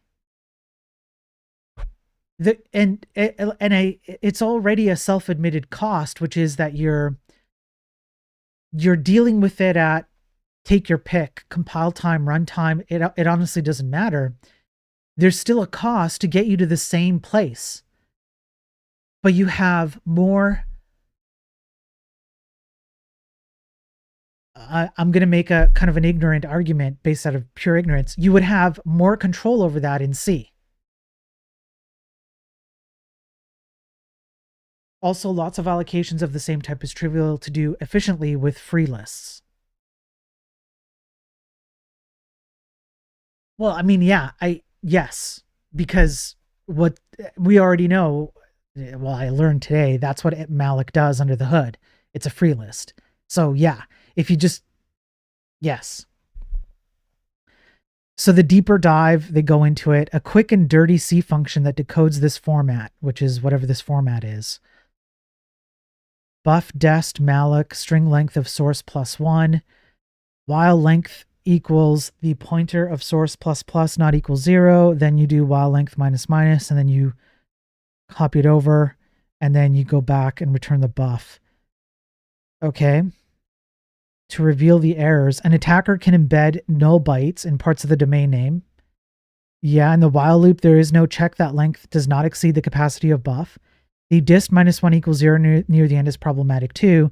If source points to a null byte, this line will write to a memory location that lies before the memory allocated by malloc. We leave it as an exercise to the reader to translate this to a Rust function and observe that it's relatively straightforward to get a big boost in safety.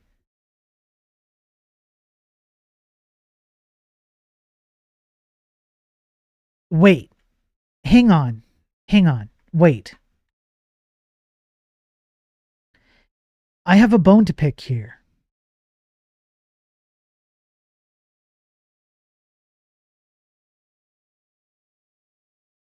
Okay. Hang on. Look at the code, okay? I have an issue to pick here. Look at the code of this C code, all right? And then look at, I'm going to read the problems that this article defined as errors. And I just want somebody to tell me their opinion on, just tell me your opinion. Just give me your opinion on the errors, okay? So here's the code. You can look this up if you need to look at the code itself. I don't know how to do this properly. An attacker can embed null bytes in parts of the domain name, making strlen report the wrong size and get malloc to allocate less memory than is actually needed. So right here, if you pass in as source empty bytes, you're going to get a bad size of this source string, right? In the while loop, there is no check that len does not exceed the capacity of buff. Okay, yes, so far. And then the dst brackets -1 = 0 near the end is problematic too. If source points to a null byte, this line will write to a memory location that lies before the memory allocated by malloc.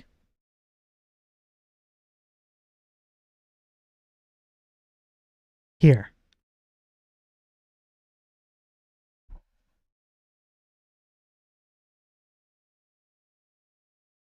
Anyway, I for a long time imagined the borrow checker as a little kid playing Minecraft. I had a rudimentary idea of how the borrow checker would eliminate lag spikes, and years later discovered Rust. I learned it's not always the perfect solution, and I don't love it. Hurts my pride to admit a little because 12-year-old me ideas wasn't as brilliant in practice as I had hoped.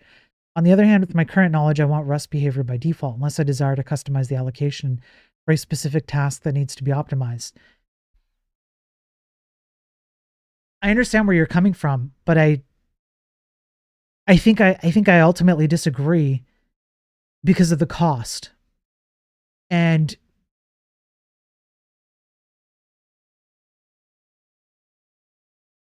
I think it's become just too often a default position for programmers to want certain behavior by default, like you say, because it saves them some kind of trouble.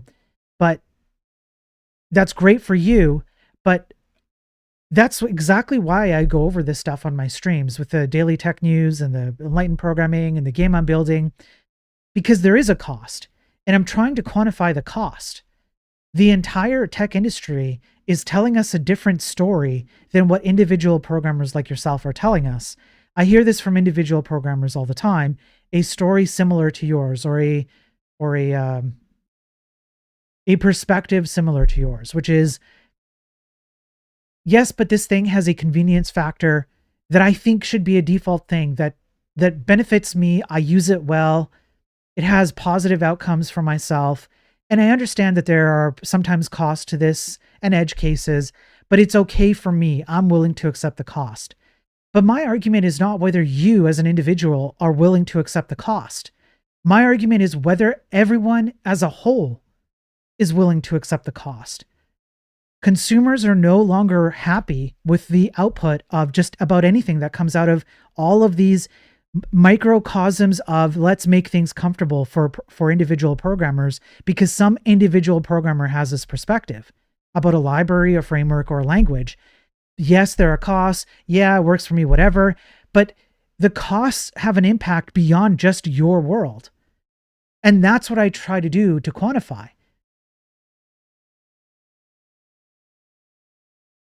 The entire industry is saying that we've been making these decisions incorrectly for the past 10 years. We have to stop doing that. So that's generally why I would disagree with you.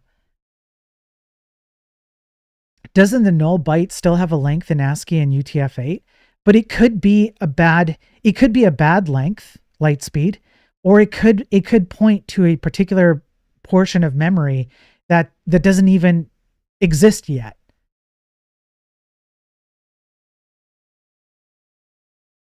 But has anybody picked up on anything with regards to the code and the errors here? Because I picked up on something.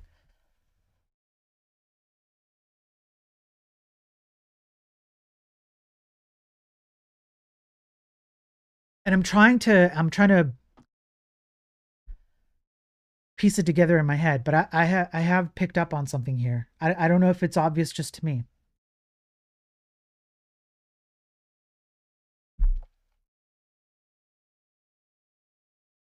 And I kind of take issue with this.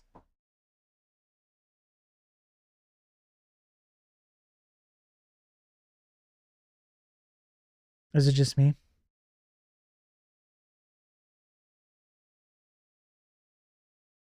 Okay, hang on, Spike. I guess it's just me. Look.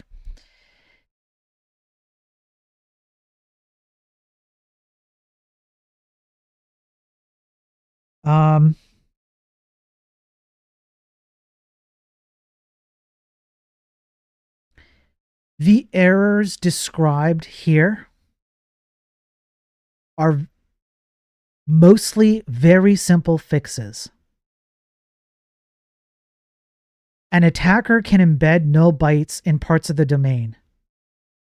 You can check for that up here, and it wouldn't be very difficult. It'd probably be,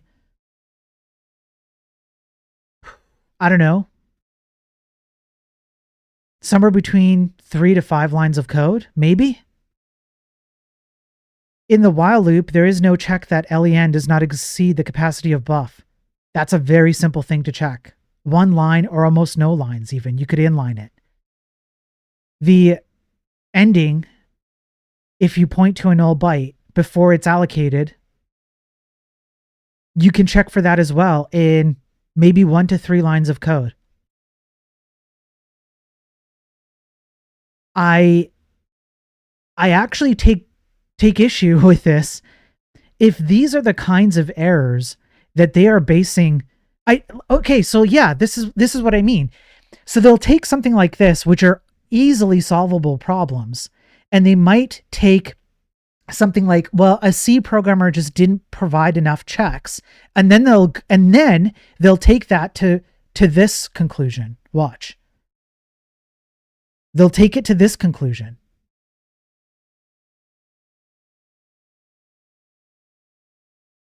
So from maybe let's go worst case scenario in order to implement all the checks that are needed. 2, 3. Let's say 2, 4, 5. Okay, and then let's say another 3, so 8. So let's go crazy here.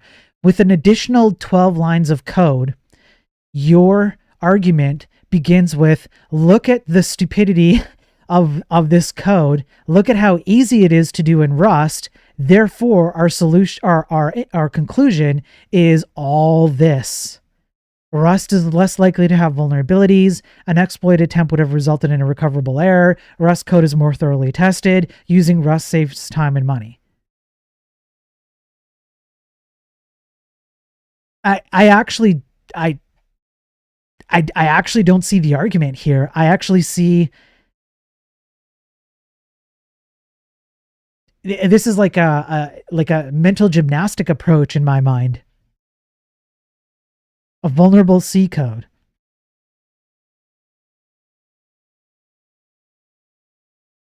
This is basically the same thing, just expanded a bit. The expression, it accepts whatever offset the input provides, proceeds from that memory location. You can check for that. The very same line can make us go to an memory offset already visited. Well, if you check for it up front with like, again, I think it should be like what? Here, it probably is 2 or 3 lines of code to check for that. In this case, the line makes source point to a memory location. Yeah, so it's the same thing. It's exactly the same thing. And here's what it looks like in Rust. Okay, I'm sorry. I do have to admit, reading Rust is like, what the hell are you guys doing? The syntax for Rust is like, what the hell? What the hell is this? I want to write code. I don't want to open the portal to demons in my home.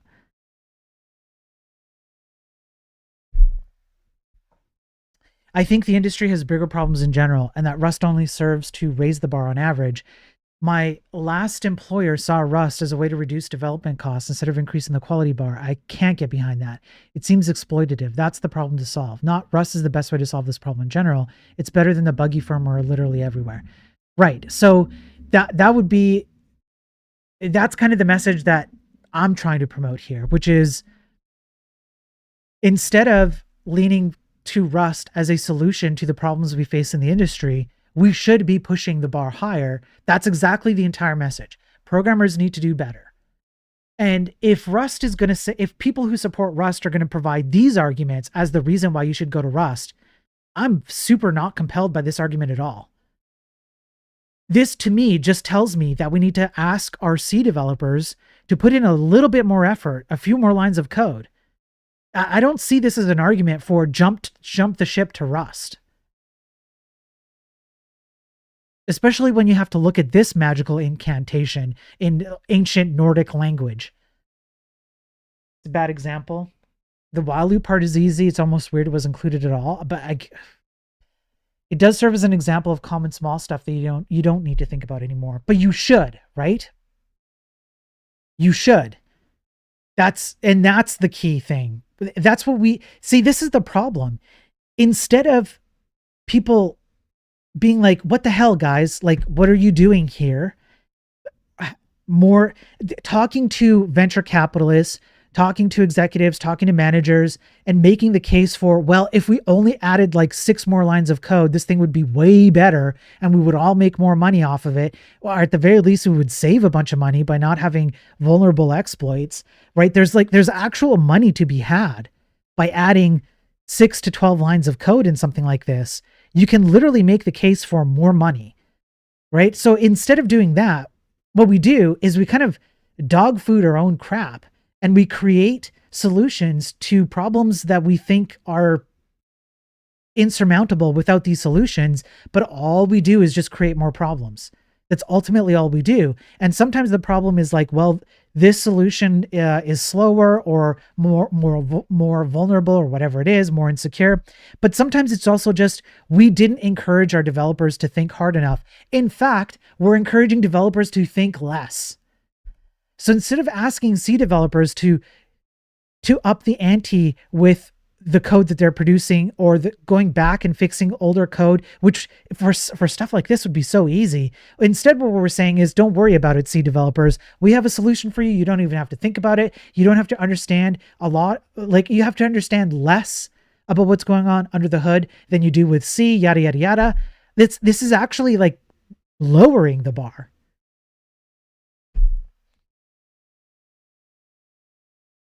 Ideally, you wouldn't use null terminated strings. Storing for the length explicitly is a standard default that makes things easier, reduces the chance of security problems. Yes. Yeah, save time and money shouldn't be the metric. Improves quality, reduces mental overhead should be the only objectives. Generally, I can agree with that. You can check for that, yes, but Alfondo won't. He still gets paid, and now the thing I bought sucks. Yeah. But yeah, this is the fundamental problem. This is it. And that's not how this, I don't think, is the correct answer to dealing with that problem. It's a defeatist way to deal with a problem. You go, well, it is what it is. People are just not going to check their code or whatever, whatever circumstance we're in. It just is what it is. So instead of complaining about it, we're just going to perpetuate the status quo. I don't like that. I don't think that's a good answer. Rust summons demons. Yeah.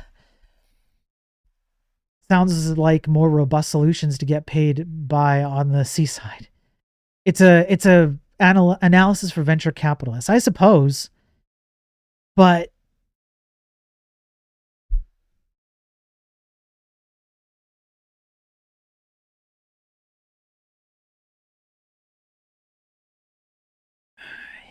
yeah, I don't know. I like Rust syntax. Yeah, that's a subjective thing, right?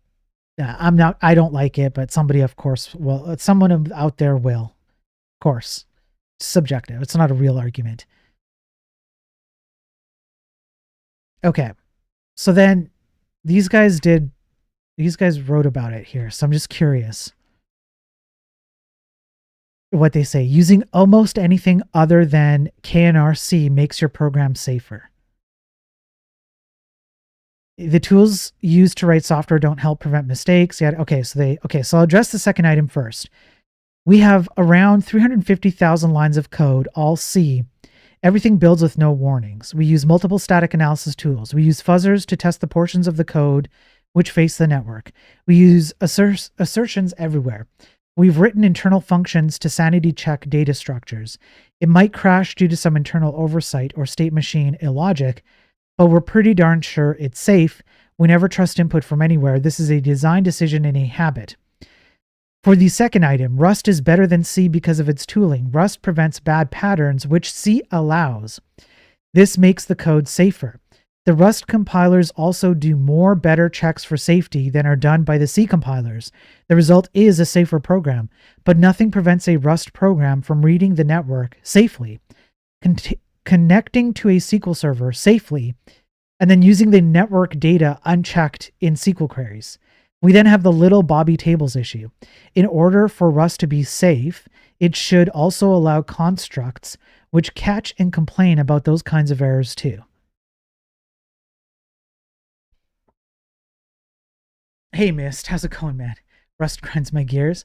Hey, Bogan, good to see you, man. I like the idea of a language that can enforce memory safety. It's just that Rust gets talked about like a religion. That makes me not want to use it. Also, I can just use a garbage collector language like Perl. That's ultimately my actual contention. I don't have a knowledgeable contention, but I do have an ideological contention, Bogan, and that's it. The ideological contention is exactly that. It's a religion. It's fanatic zealotry. And that makes me not want to hitch my ride onto Rust, because that kind of fanatic cult-like zealotry ultimately leads to something's downfall. It's not just Rust, right? This isn't like a Rust is the only thing that suffers from this bad Rust. It would be anything that would operate this way. That's why I call out React like this, because there's huge brain rot around that. And the people who are at the top of pushing the community and pushing the decisions around these languages, libraries, and frameworks all operate under that fanaticism. And that I've seen this implode many, many times, to the point where I'm just unwilling to operate within them because I don't want to be stuck holding the bag when it does implode. I also think that comparing C with Rust is wrong. I could see that actually, Spike, yeah. Because if you're coming from straight C, where C was the original fit, Zig is the new better fit. Rust is good for migration from crap languages. Not all of us are zealots, and C++ zealots are worse. I know, Spike, and Sergeant Pepper would come on here and he'd say the same thing. Not all of us are zealots. Absolutely, not all of you are zealots. But a lot of you also are. I forget the political, the social and political implications that are smuggled into the term woke. But yes, the entire This is an entire article, which many people liked, by the way, and commented on, including on X, where addressing this problem via Rust is a direct threat to the power of established C programmers as gatekeepers in the Linux kernel. Like, yes, there are zealots.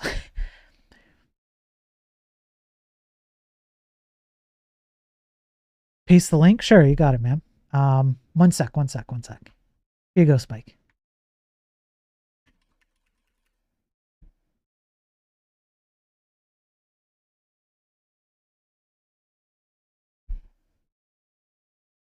Rust prevents bad patterns, but not all bad patterns. Memory bugs are not the only bugs. Right. This is why I prefer Reddit. It gives people write a book on what they're passionate about. They aren't driven by clickbaiting to get paid interactions. There are idiots too, but science-focused subs have knowledgeable people. Right. C++ zealots are not worse. Most of the C++ devs wish they were using another language. They aren't out here trying to get people to use it. Then it's, I don't know, it's not zealotry then? Yeah. Is there a bias to C to reuse existing dependencies instead of needing crates? I mean, maybe, I don't. So here's the difference, right, between C and Rust. Even if you have C zealotry, which I think you could make a case that you do. You have people who are like C fanatic cult-like zealots. I'm sure they exist. I haven't run into them, probably because of just situational stuff on my end, but like, duh, like you can absolutely imagine that these people exist. It's not hard to imagine this. But the difference still comes down to the actual implementation behind it. And the creation and decadal consistent usage of C did not come from fanatical, zealot, cult-like thinking. It came from a very, very different world with a very different set of problems to solve. And that's part of the reason why it has stood through time. Whereas Rust, I feel like, definitionally comes from an ideological perspective, which is fuck C and C++. They're all a bunch of whatever. Let's show them that they suck. Safety is not security. Rust guarantees safety because that is objective and measurable, thus achievable. No general purpose language can guarantee security because it depends on each user's context threat model. To use your network accessible DB example, it's something that can be secure, say on localhost or some GraphQL deployments. It doesn't help we all conflate safety and security a lot. I even caught myself writing safe instead of secure in the previous sentence, right? That being said, Rust is also more secure than C because it eliminates most of the security issues due to unsafety, and it gives you better tools to model safety and security. To illustrate that concretely, there are Rust libraries that statically prevent deadlocks, for instance, and some that allow safe transmuting casting of compatible types. These are doable with current Rust, though would benefit from deeper integration. C does not have the building blocks required to achieve these kinds of guarantees. Really? You can't prevent deadlocks in C? I don't know about that. Just fuck C++, Spike.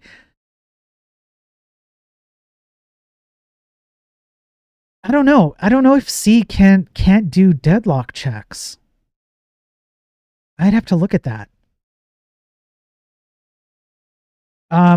Pretty darn sure it's safe. Isn't certainty. And these assumptions of safety are how so many security vulnerabilities leak through C code bases. In order for us to be safe, it should allow constructs which catch and complain. It does, though. You can encode far more information than the types than C and ensure correct construction of, for example, untrusted SQL queries from the network. Really? You can do that in Rust? Sure, I'm not going to claim it's proven safe. I'm going to claim that static analyzers fuzzers check the code paths, and there are no exploitable code paths found. In order for it to be truly safe, those checks would have to be run at runtime. Right. And so you have a runtime cost.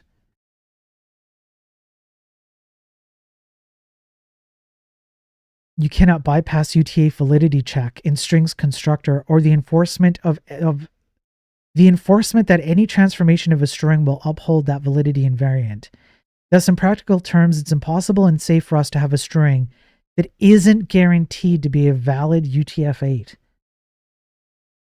But if you use unsafe, all bets are off. But all bets are also off if you start poking data into proc PID mem or running your server with defective RAM. If you don't use unsafe as directed in the as little as possible, only with proven cause, and with strong static and dynamic analysis manner it's intended for, then you're only a step above pretending that you can use code that invokes undefined behavior in C because you test what the compiler produces from it. In Rust, the type system has the power to do things like the type state pattern, validation of correct traversal of a finite state machine, such as HTTP at compile time. C++ can get close, but it's more awkward, and because everything is unsafe by default and C++ lacks a borrow checker and compile time enforcement of destructive move semantics, it can't prevent you from holding on to a moved from state.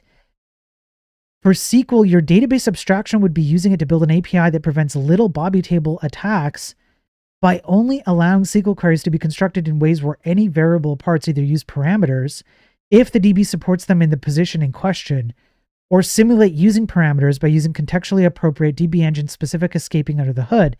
As with string, that would include any runtime server version checks necessary to ensure the invariants are upheld.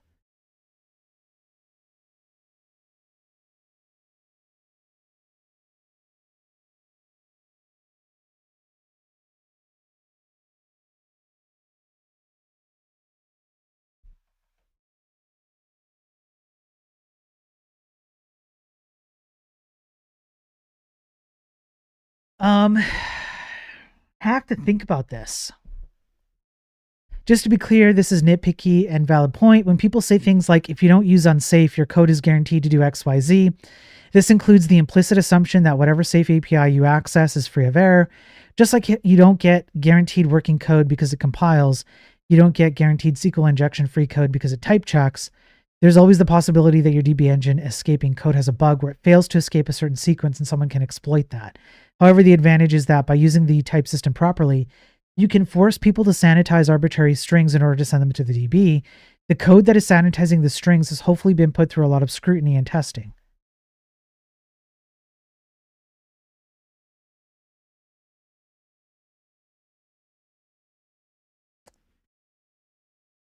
Crap. I kind of don't like this argument. I don't even like this example with SQL queries.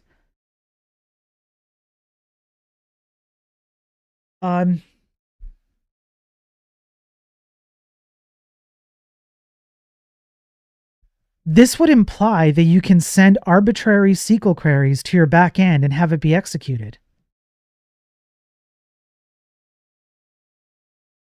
But my argument against that would be, why are you allowing arbitrary SQL queries to be run and executed?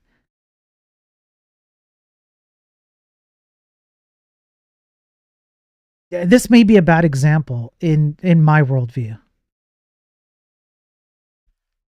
Yeah, but even parameterized queries have type restrictions you can set pretty easily on the DB. You don't need Rust for that. You don't need a string type safe validator of arbitrary SQL queries to have parameters in them. You can pretty easily create type safe query checks in the DB.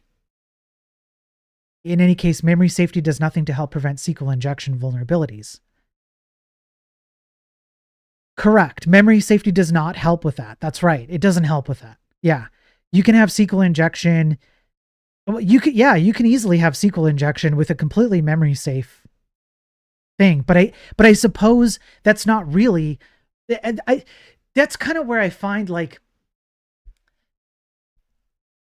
there's a shifting of goalposts with that argument from people who typically defend Rust, not necessarily people currently in chat, right? I'm making a generalized statement, which is they'll say Rust is safe, and then you'll kind of like pin down, okay, what is it safe for exactly? And then you'll say something like, well, memory safety doesn't mean I don't have SQL injection vulnerabilities. And then someone will go, oh, but that's not what we meant by safe. Okay, so then like you didn't define what you mean by safe, or you shifted the goalpost of what it means. But there's like a psychological implication where, like I said before, the bigger argument that I'm trying to make is that we should be psychologically calling people out. If C developers are dropping the ball on implementations, instead of giving them or trying to like, give them like a safety blanket, I guess, of, hey, Rust is safe, come to Rust, without defining what safety is and without being clear about where it's not safe, then what we're doing is we're neutering the ability for C developers to get any better. And I'm using C developers again as a general. It doesn't have to be C developers. It could be C++. It could be, that's kind of like the general argument I'm making here. But that's a more of like it's more ideological.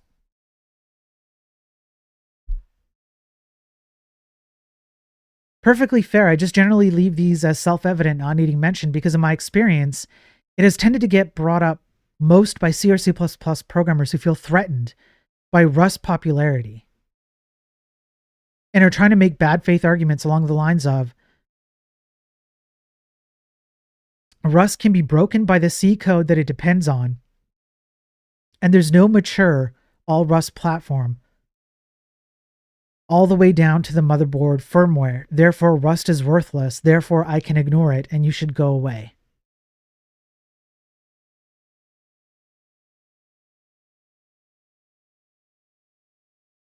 I can agree that this is not a good way to argue against Rust. This is not a good way to argue against Rust. Yes, I can agree with this.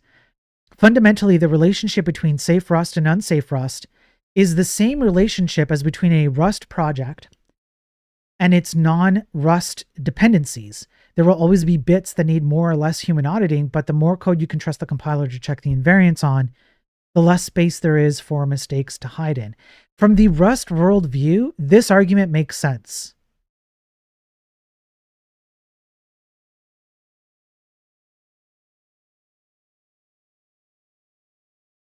That's why I think the CppCon talk is a good talk, because it discussed what actually defines safe, how that benefits all languages in the situation. It was that video? Okay. I'm going to put that, it's an hour and a half. Okay, I'll watch it. I'll watch it at another time, OX, but I'll put that up. That is incorrect. Oxide Computer Co. has all Rust software stack, down to the firmware of their custom server hardware.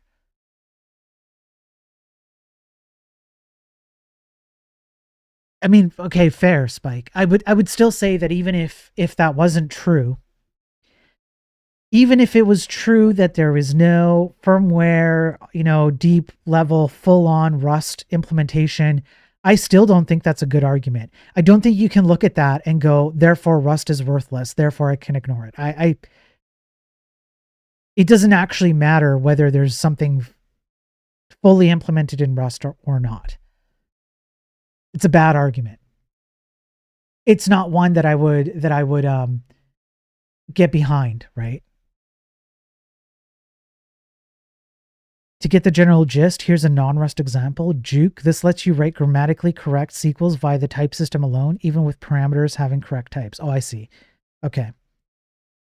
Much of Rust safety is implemented in libraries that use features of the language to ensure the library cannot be used unsafely except with explicit annotations. It's easy to imagine a simple and safe API for SQL queries.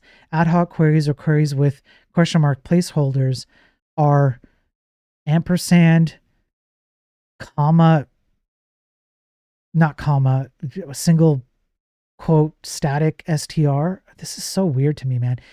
To guarantee they don't contain runtime SQL, and more complicated queries are constructed with a query builder API that ensures the SQL is valid. Anything else is unsafe. Okay, so this is an ORM style. I hate ORMs. I hate them. So I don't buy the sequel argument here. I think it's a bad example, because why are you allowing this to pass through in the first place?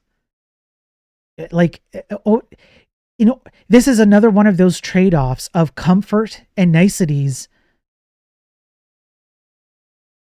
for a cost that I think is so stupid.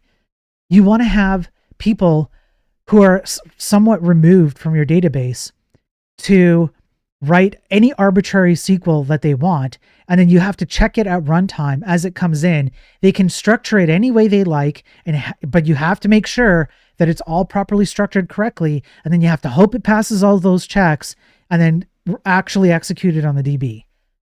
I think it's a backwards way of doing this stuff. So I just don't find this use case compelling. I understand the argument, but I just think it's a bad focus. I don't. Telling me that Rust can do all these things is telling me that Laravel can do it with an ORM. And then I'm like, but then you can't make the argument that Laravel is better than Rust or the equivalent of Rust based on that logic alone. It doesn't make sense. Box leak can return static. Ad hoc queries are static to guarantee they don't contain. There are ways around that. For example, using macros that only accept literals, not identifiers. Box leak is also not currently const, so designing to require all queries to be compile time constants would work. Box leak is also the kind of thing that jumps off the screen to a code reviewer. What the hell is box leak? Goes into topics like contracts, board checker. Okay. This moves the claim from statically detectable to reviewer detectable, which could also be applied to memory unsafe languages. What the hell is box leak? What is box leak? It's for situations where you need to allocate memory on the heap, but that memory doesn't need to be freed until the end of the program.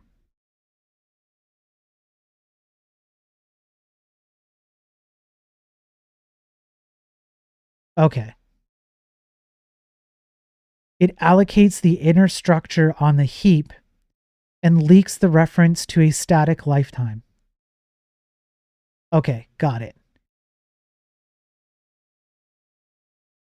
Okay. I see what they're saying now.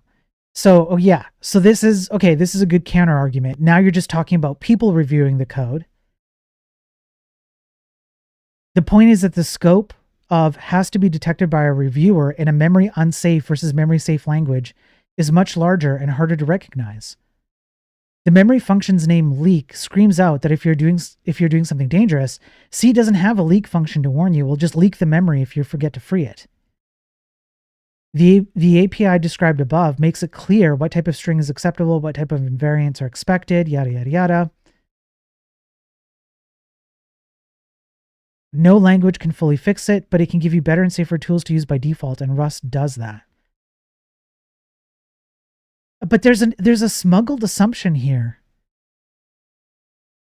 There's a smuggled assumption that what you're doing in C is using memory in a way that's hard to track. And from the Rust worldview, if you're someone who uses Rust and like has this worldview, I can understand why this argument makes sense. But from the worldview of someone like myself, who's like, even in C, we overcomplicate some things, or we need to be doing better. This is a solvable problem, and it's actually not that hard to solve. I don't think you need an entirely new language to go and solve this. Safe Rust indeed provides better defaults to avoid UB, but that's not what's being pointed out. Box leak is still safe Rust. This is just highlighting that the misuse correctness boundary here isn't just safe versus unsafe, which is the default worldview of memory unsafe languages. That observation is separate from whether having the safe-unsafe distinction is helpful or not.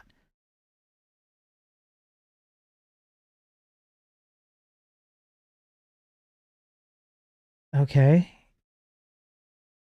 Rust allows a programmer to put clearly delimited boundaries between safe and unsafe APIs. In C and C++, it's ad hoc. Each library has its own conventions of safe and unsafe usage, and libraries can't easily get tools to enforce these conventions. Except for a few common limited scope mistakes, that have been enshrined as compiler attributes. It doesn't. Rust safety is only about what it defines as memory safe. There we go. There we go. It does not protect you against leaks, panics, lack of sandboxing, deadlocks, race conditions, and other logic bugs. The protection also comes at a cost of prohibiting certain valid programs. Anything with non-linear lifetimes or access patterns, escaping callbacks, self-referential or intrusive data structures, interior mutability requires either unsafe or runtime overhead to make it safe. So it's not necessarily possible to make a desired API safe all the time.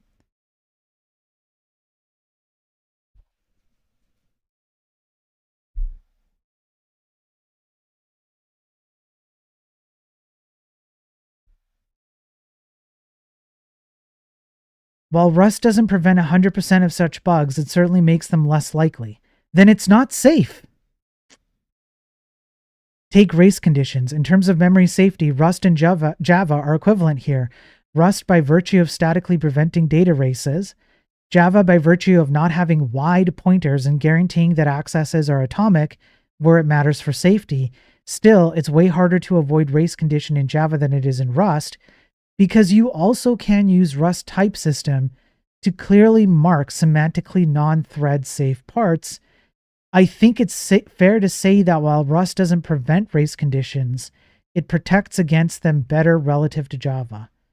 So it's a semantic, it's a definition of safety, and Rust markets itself as safe. And when you get down to the nitty gritty, it's actually just a niche area, not a niche, but it's like a sectioned out portion of code that is safe. It's memory safe. But in some cases, it's actually limiting.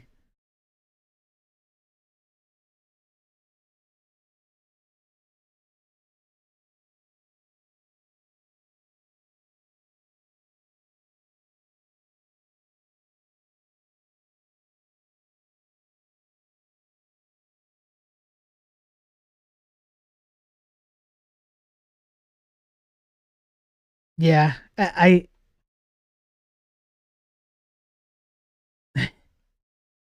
don't know. I'm currently still unconvinced.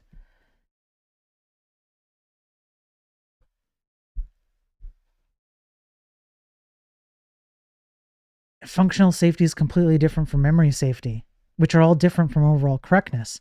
That is a quote that one said too, which is a good point. Yeah, overall, but see, this is the problem. If Rust by necessity enforces a particular like memory paradigm or operational paradigm that takes valid, like correct valid applications, but makes them invalid or simply inoperable in Rust, then I would say that's a huge cost to using Rust.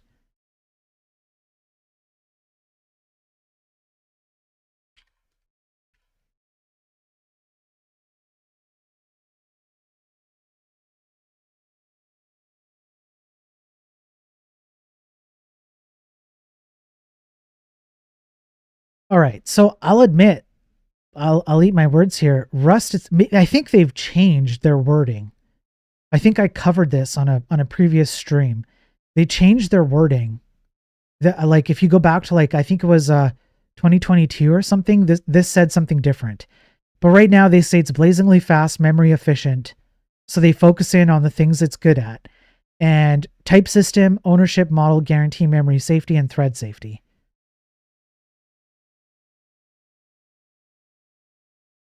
So, sure, okay, fair. They're not saying, like, they're not using the general word safe. At least not anymore.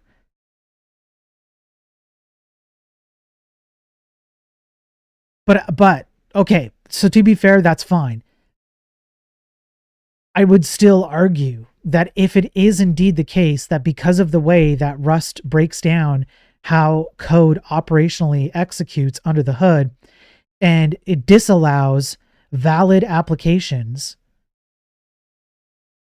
by making them invalid, I'd be like, what the heck?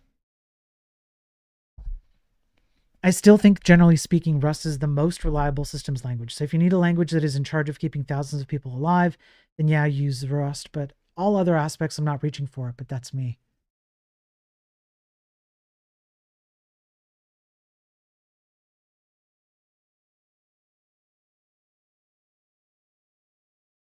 Yeah, I don't know. I have to think about it. I would much rather see programmers get called out for poor craftsmanship in C code and have that kind of mentality get called out even from managers and executives who are like, look, we're only going to accept of certain quality. We're going to clamp down on this even a little bit. And I'd rather see that happen than see people make trade-offs with things that come at a particular cost. But barring that, then like, I don't know, what do you do? Like, I'm trying to decide between calling my sister or calling Spirit, explaining why none of this matters. Just call your sister, Spike. Hang on. I'll just tell her that she needs to stop staring at me longingly. Yeah, Spike's going to call you any minute now. Yeah. Okay, you're good to go, Spike.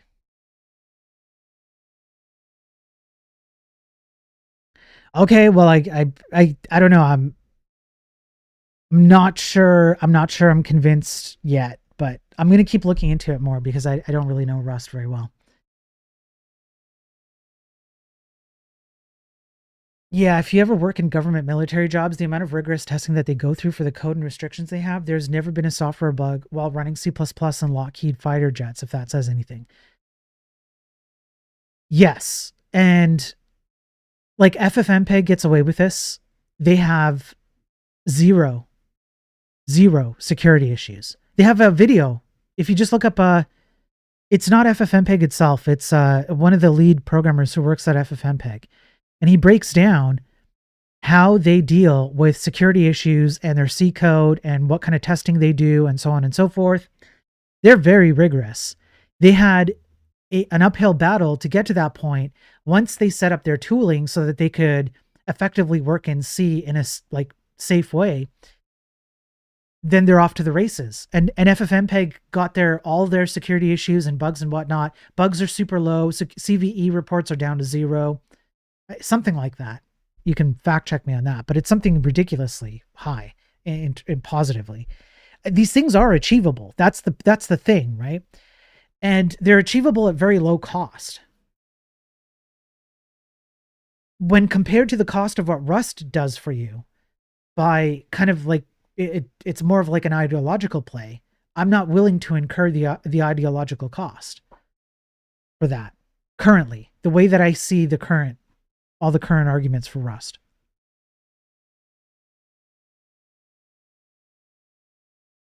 Yeah, based FFmpeg, yeah.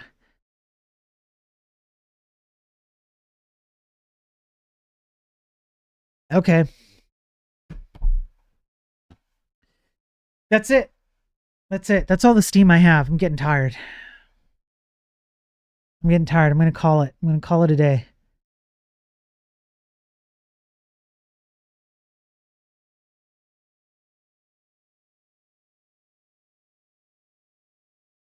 One thing I respect Rust a lot for is the focus it has brought on reform in the industry. It's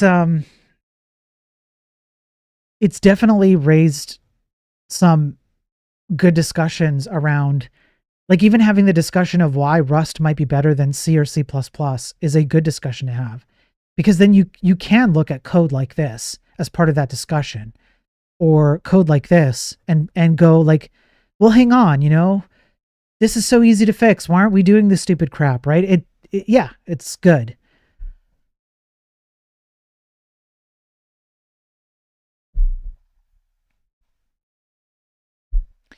Okay, that's it. I'm calling it a night. Thanks for shooting the shit with me for a few hours. I just needed a bit of a distraction. I'm going to go chill out, do my thing. Have a good night or a good day, everybody. I'll be back tomorrow with the daily tech news, and I'll have to set up some video game code time soon. Hopefully this weekend if I can get my. By the way, I'm going for Arc Linux. It's sealed, Arc Linux and KDE. It's a sealed deal. I'll do it off stream. I'll get it running, and then the next video game stream I do will probably be I'll be on a Linux machine. So that's that. That's that. It's done. Okay. Good night, everybody. Again, thanks for all the support. Thanks for the viewership. Thanks for chatting with me. Thanks for the good conversation, by the way. I just want to say, I'm glad that it didn't turn into like some heated rage bait. Let's trash talk each other, call each other names and whatnot. I thought this was good. It was a good way to talk about the topic. I'm still ignorant on Rust. I admit that. But it was good. So thanks everybody for having that out with me. I appreciate it. All right. That's it. Peace.